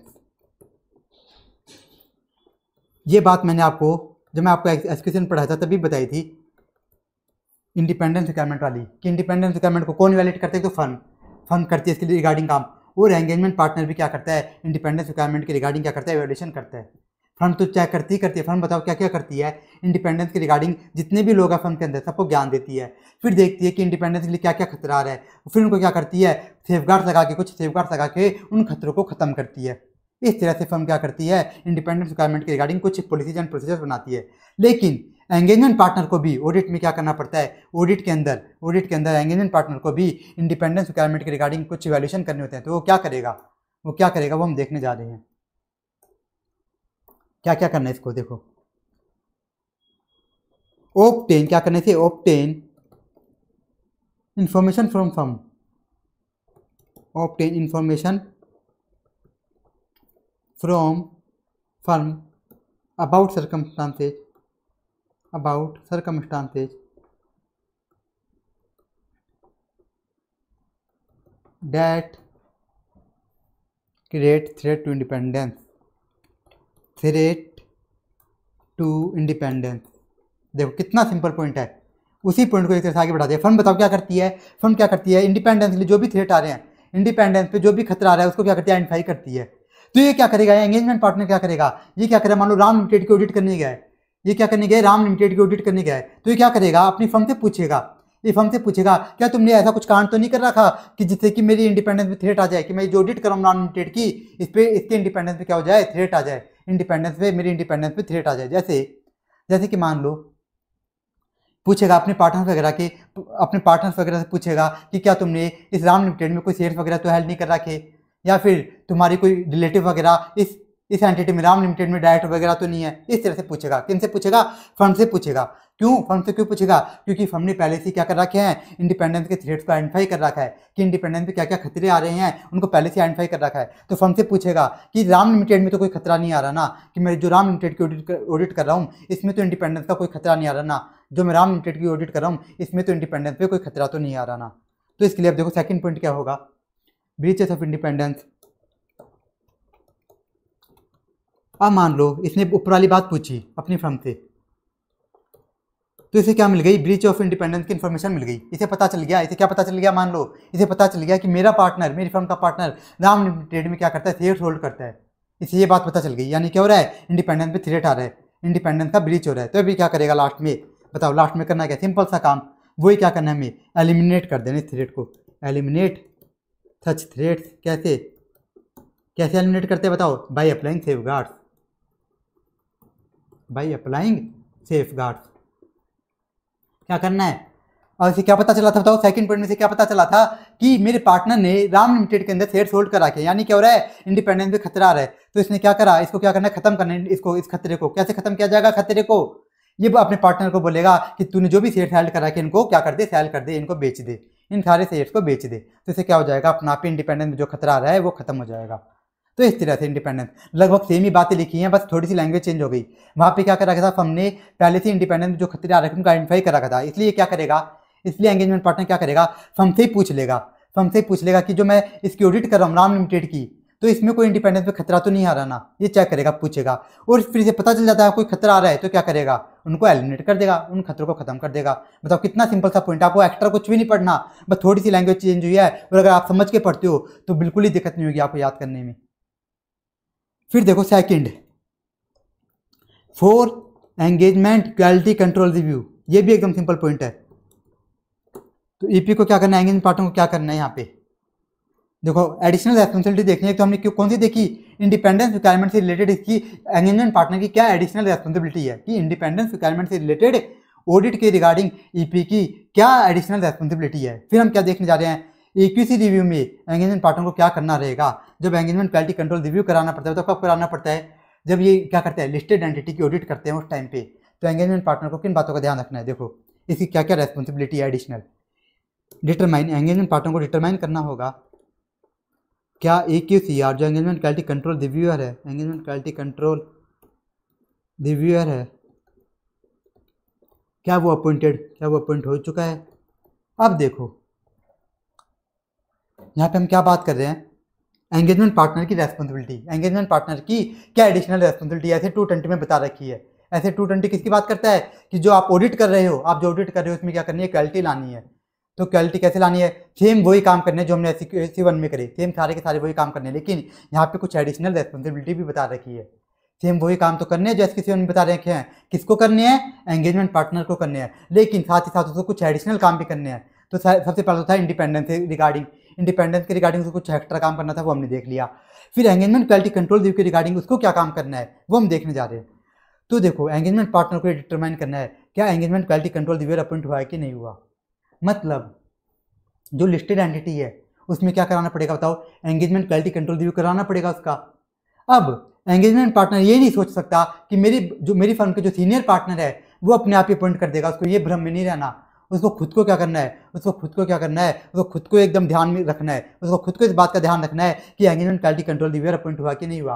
अगर मान लो इसे पता चलता है कि एंगेजमेंट क्वालिटी कंट्रोल रिव्यूअर अभी तक अपॉइंट नहीं हुआ, तो इसे क्या करना है? अपने जो सीनियर पार्टनर है उसको ध्यान दिलाना है कि मैं क्या कर रहा हूँ, कि हम क्या कर रहे हैं, लिस्टेड एंटिटी की ऑडिट कर रहे हैं, वहाँ पे एंगेजमेंट क्वालिटी कंट्रोल रिव्यू का अपॉइंट होना एकदम मैंडेटरी है, इसलिए तुम क्या करो, एंगेजमेंट क्वालिटी कंट्रोल रिव्यूअर को अपॉइंट करो। तो जो एंगेजमेंट पार्टनर होता है वो खुद अपॉइंट नहीं करता, बस लेकिन उसको क्या करना है? ध्यान रखना है। एंगेजमेंट पार्टनर जो होता है ये खुद अपॉइंट नहीं करता एंगेजमेंट क्वालिटी कंट्रोल रिव्यूअर को, लेकिन इसको क्या करना है? ध्यान रखना है कि अपॉइंट हुआ कि नहीं हुआ। और इसे पता लगता है कि अपॉइंट नहीं हुआ तो ये क्या करेगा? अपनी फर्म के सीनियर पार्टनर्स को बोलेगा कि इसे अपॉइंट कर दो। इस तरह से ये इसकी रेस्पॉन्सिबिलिटी है। फिर दूसरा काम देखो, एकदम इजी काम है। इसे क्या करना है? डिस्कस करना है क्या? सिग्निफिकेंट मैटर्स,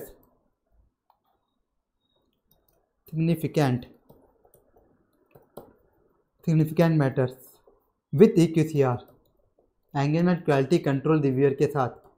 मैंने आपको क्या बताया था? एंगेजमेंट क्वालिटी कंट्रोल रिव्यूअर क्या करता है? जो सिग्निफिकेंट जजमेंट्स होते हैं उनको रिव्यू करता है, तो वो क्या करेगा? इसके साथ डिस्कस भी करेगा एंगेजमेंट पार्टनर के साथ।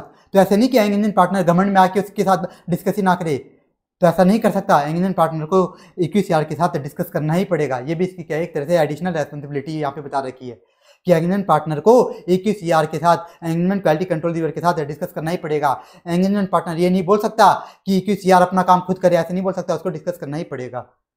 फिर देखो लास्ट पॉइंट, ये एकदम सिंपल सा पॉइंट है कि not date the auditors report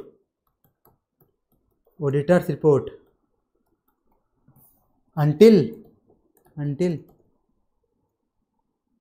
engagement quality control review is completed।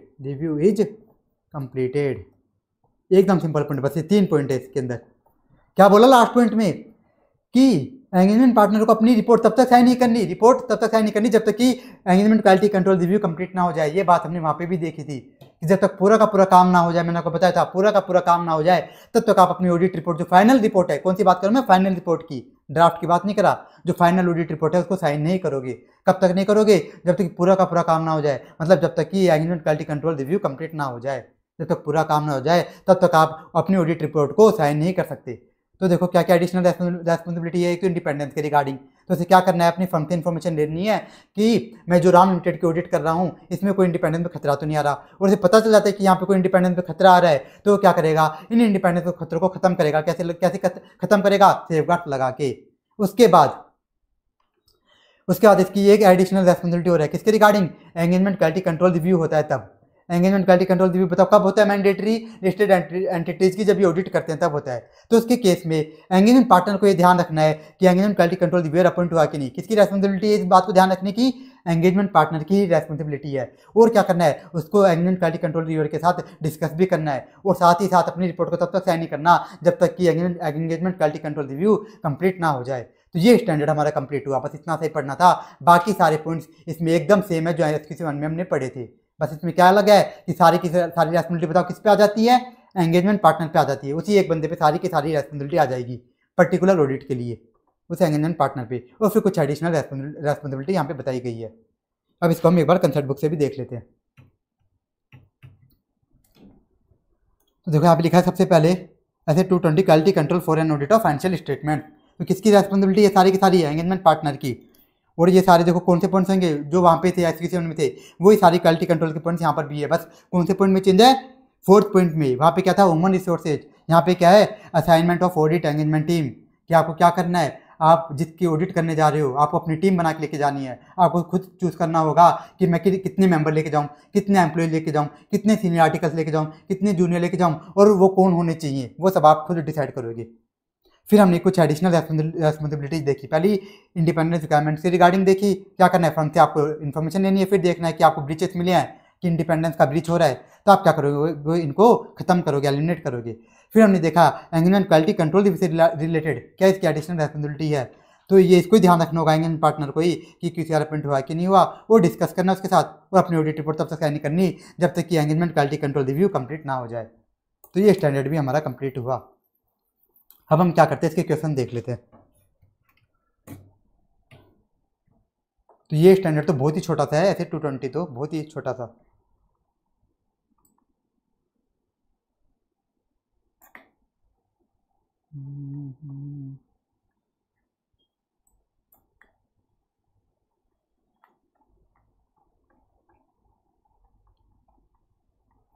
आप देखो क्वेश्चन, देखो आप क्वेश्चन का मैं पहले एक बात बता देता हूँ आपको कि स्टूडेंट को एक डाउट आता है कि सर जब भी क्वेश्चन आए तो हमें जो आंसर देना है, जब भी मान लो ऑडिट के रिगार्डिंग क्वेश्चन है तो हमें आंसर देना है किसी के अकॉर्डिंग देना है या ऐसे 220, क्योंकि ऑडिट की बात तो कौन करता है, ऐसे 220 करता है। तो जब भी क्वेश्चन आए तो हमें किसके अकॉर्डिंग आंसर देना है। तो देखो आपको हमेशा क्या करना है, हमेशा आपको SQ7 के अकॉर्डिंग आंसर देना है।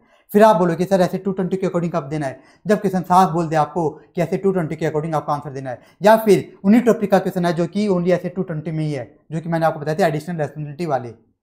कब देना बताओ, ऐसे 220 के अकॉर्डिंग, जब क्वेश्चन साफ बोले ऐसे 220 के अकॉर्डिंग दो, तब आपको ऐसे 220 के अकॉर्डिंग देना है। बाकी सभी क्वेश्चन में आपको क्या करना है, SQ7 के अकॉर्डिंग ही आंसर देना है। तो ये स्टूडेंट्स को डाउट आता है वो मैंने आपको बता दिया। अब देखो क्वेश्चन देखो पहला क्या है, SS limited is a company listed in India, क्या है लिस्टेड कंपनी है। कंपनी ने क्या करा है, अपॉइंटेड जेड कंपनी जो ऑडिटर, इसने जेड कंपनी को अपना ऑडिटर अपॉइंट करा। ये क्या लिस्टेड कंपनी और क्या करवा रही है, ऑडिट करवा रही है। Mister Q AC has recently joined the firm and has been appointed as engagement partner. Mister Q क्या है, बताओ मिस्टर क्यू क्या है, एंगेजमेंट पार्टनर है for the first time. He understand that it is necessary to ensure the compliance of independence. अभी ये समझता है कि क्या चेक करना बताओ जरूरी है, ये बात समझता है कि इंडिपेंडेंस को चेक करना बहुत जरूरी है। मिस्टर क्यू ये बात जानता है, मिस्टर क्यू ये बात जानता है कि इंडिपेंडेंस को इवैल्यूएट करना बहुत जरूरी है। But he could not find as such any procedures available with the firm in documented form. अब देखो क्या क्वेश्चन पूछा है, why do you think that firm through the policies and procedure to ensure that independence of the firm in every assignment. पहला question तो ये पूछा कि फर्म के पास क्या पॉलिसीज एंड प्रोसीजर्स होनी चाहिए, क्यों होनी चाहिए इंडिपेंडेंस के रिगार्डिंग। फिर दूसरा, how does an engagement partner ensure the compliance of independence. इसमें इन्होंने क्या करा, दोनों स्टैंडर्ड के क्वेश्चन पूछ लिए। इसके आप क्या करो, इस क्वेश्चन की आपको क्वेश्चन लैंग्वेज देखनी ही है। वैसे देखा जाए तो बहुत ही ईजी क्वेश्चन है, इन्होंने क्या करा है, दोनों स्टैंडर्ड्स में जो इंडिपेंडेंस रिक्वायरमेंट पूछ रखी है वो दोनों की दोनों इन्होंने पूछ ली। पहले पूछा कि फर्म कैसे इंडिपेंडेंस रिक्वायरमेंट को चेक करेगी, दूसरा पूछा कि एंगेजमेंट पार्टनर कैसे इंडिपेंडेंस रिक्वायरमेंट को चेक करेगा। तो ये पूछा इन्होंने, जो फर्स्ट क्वेश्चन है ये है SQ7 का जो पहला है। फिर यहाँ पे था क्वेश्चन नंबर 2 ये है किसका, ऐसे 220 का। पहले किसका पूछा, फर्म के पॉइंट ऑफ व्यू से, दूसरा पूछा एंगेजमेंट पार्टनर के पॉइंट ऑफ व्यू से। तो इस क्वेश्चन की आपको क्या करनी है, क्वेश्चन लैंग्वेज देखनी है। उन्होंने क्या करा, देखो पूरा सेम आंसर लिखा है। पहले सबसे पहले SQ7 वाला क्या करना पड़ता है, तो फर्म क्या करती है, सबसे पहले कम्युनिकेट करती है इंडिपेंडेंस के बारे में, सभी को ज्ञान देती है। फिर इंडिपेंडेंस के थ्रेड साइंटिफाई करती है, तो वो सारा लिख दिया। फिर ऐसे 220 में क्या करता है, फर्म से क्या लेता है, इन्फॉर्मेशन लेता है, और अगर ब्रीचेस मिल जाते हैं कि इंडिपेंडेंस का ब्रीच हो रहा है तो क्या करता है, थ्रेड्स को खत्म करता है। पूरा इन्होंने दोनों का लिख दिया। एकदम सिंपल क्वेश्चन है, लेकिन आपको क्या करना है, क्वेश्चन की लैंग्वेज देखनी है बस। एकदम इजी क्वेश्चन है देखा जाए तो। ये टिक भी मार सकते हो, बगल में लिख लो क्वेश्चन लैंग्वेज, जिससे कि आपको याद रहेगा किसकी क्वेश्चन लैंग्वेज आपको देखनी है। नेक्स्ट क्वेश्चन देखो, during the audit of FMP limited क्या है listed company, engagement partner completed his review and also ensured the compliance with independence requirement. Engagement EP ने क्या करा, अपना रिव्यू कंप्लीट कर दिया।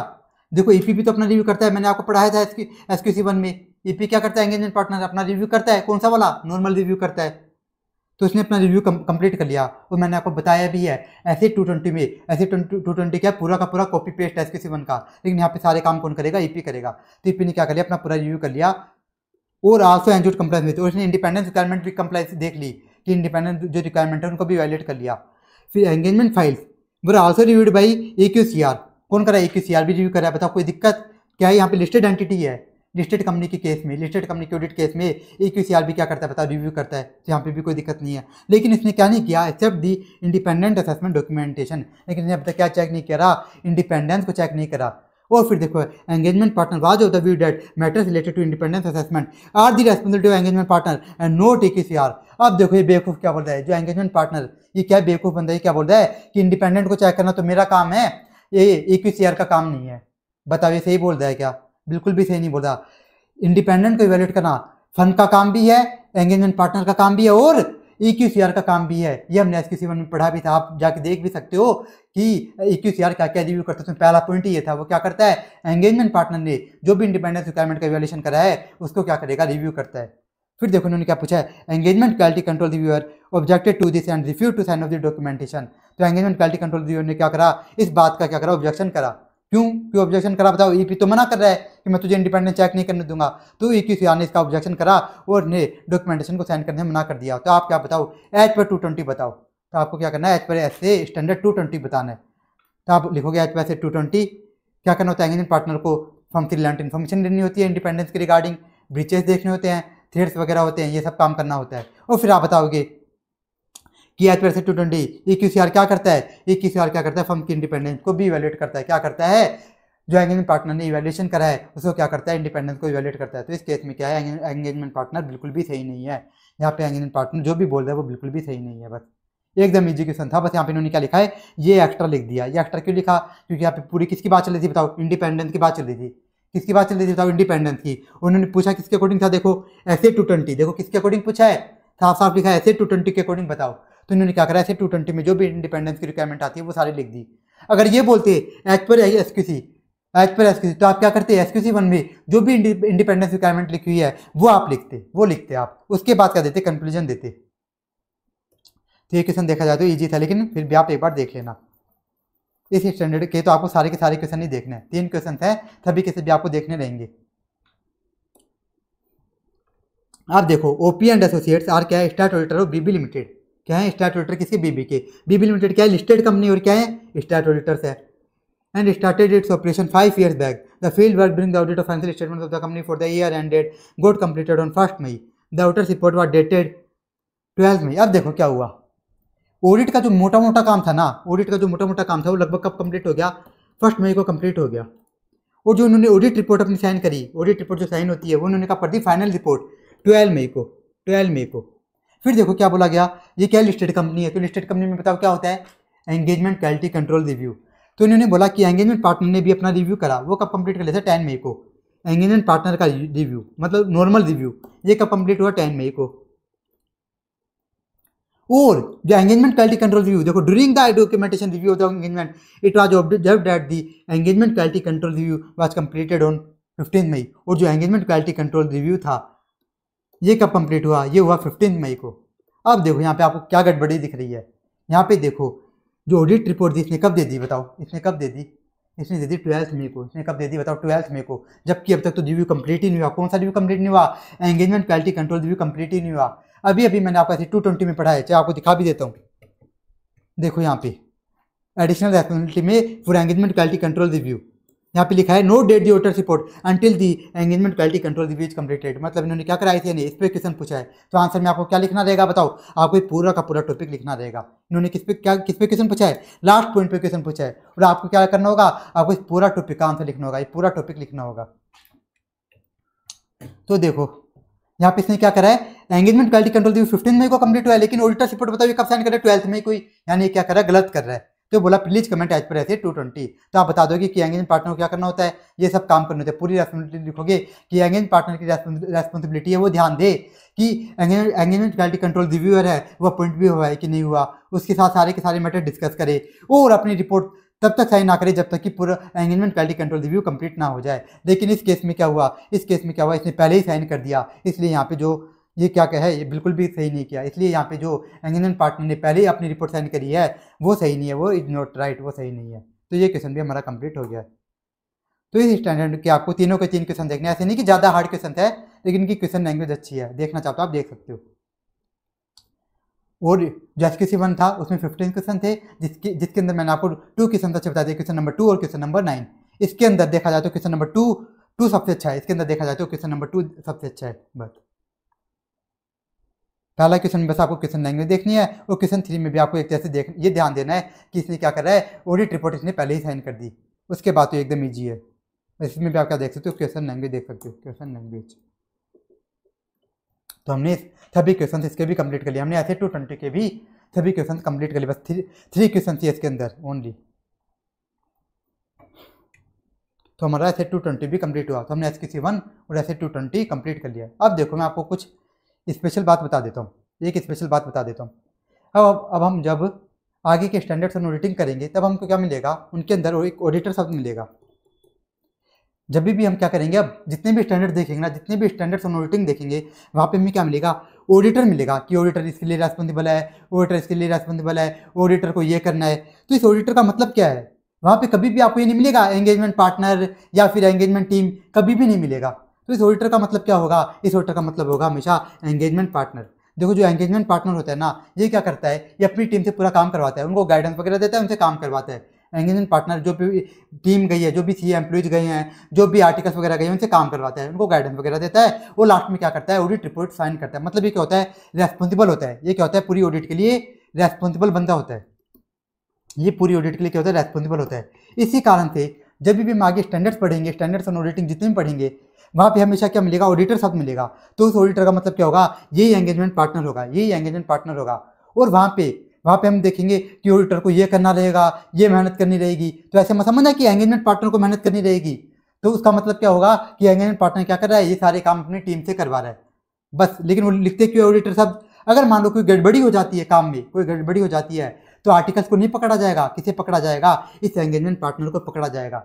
अगर मान लो ऑडिट में कोई गड़बड़ी हो जाती है तो आर्टिकल्स इनको नहीं पकड़ा जाता, किसे पकड़ा जाता है, इस एंगेजमेंट पार्टनर को। क्यों, क्योंकि यही रेस्पॉन्सिबल होता है। तो ये बात ध्यान रखना, हम जितने भी आगे स्टैंडर्ड देखेंगे वहाँ पे हमेशा हमें ऑडिटर शब्द मिलेगा, ऑडिटर शब्द मिलेगा। तो वो कौन होगा, ये एंगेजमेंट पार्टनर ही होगा।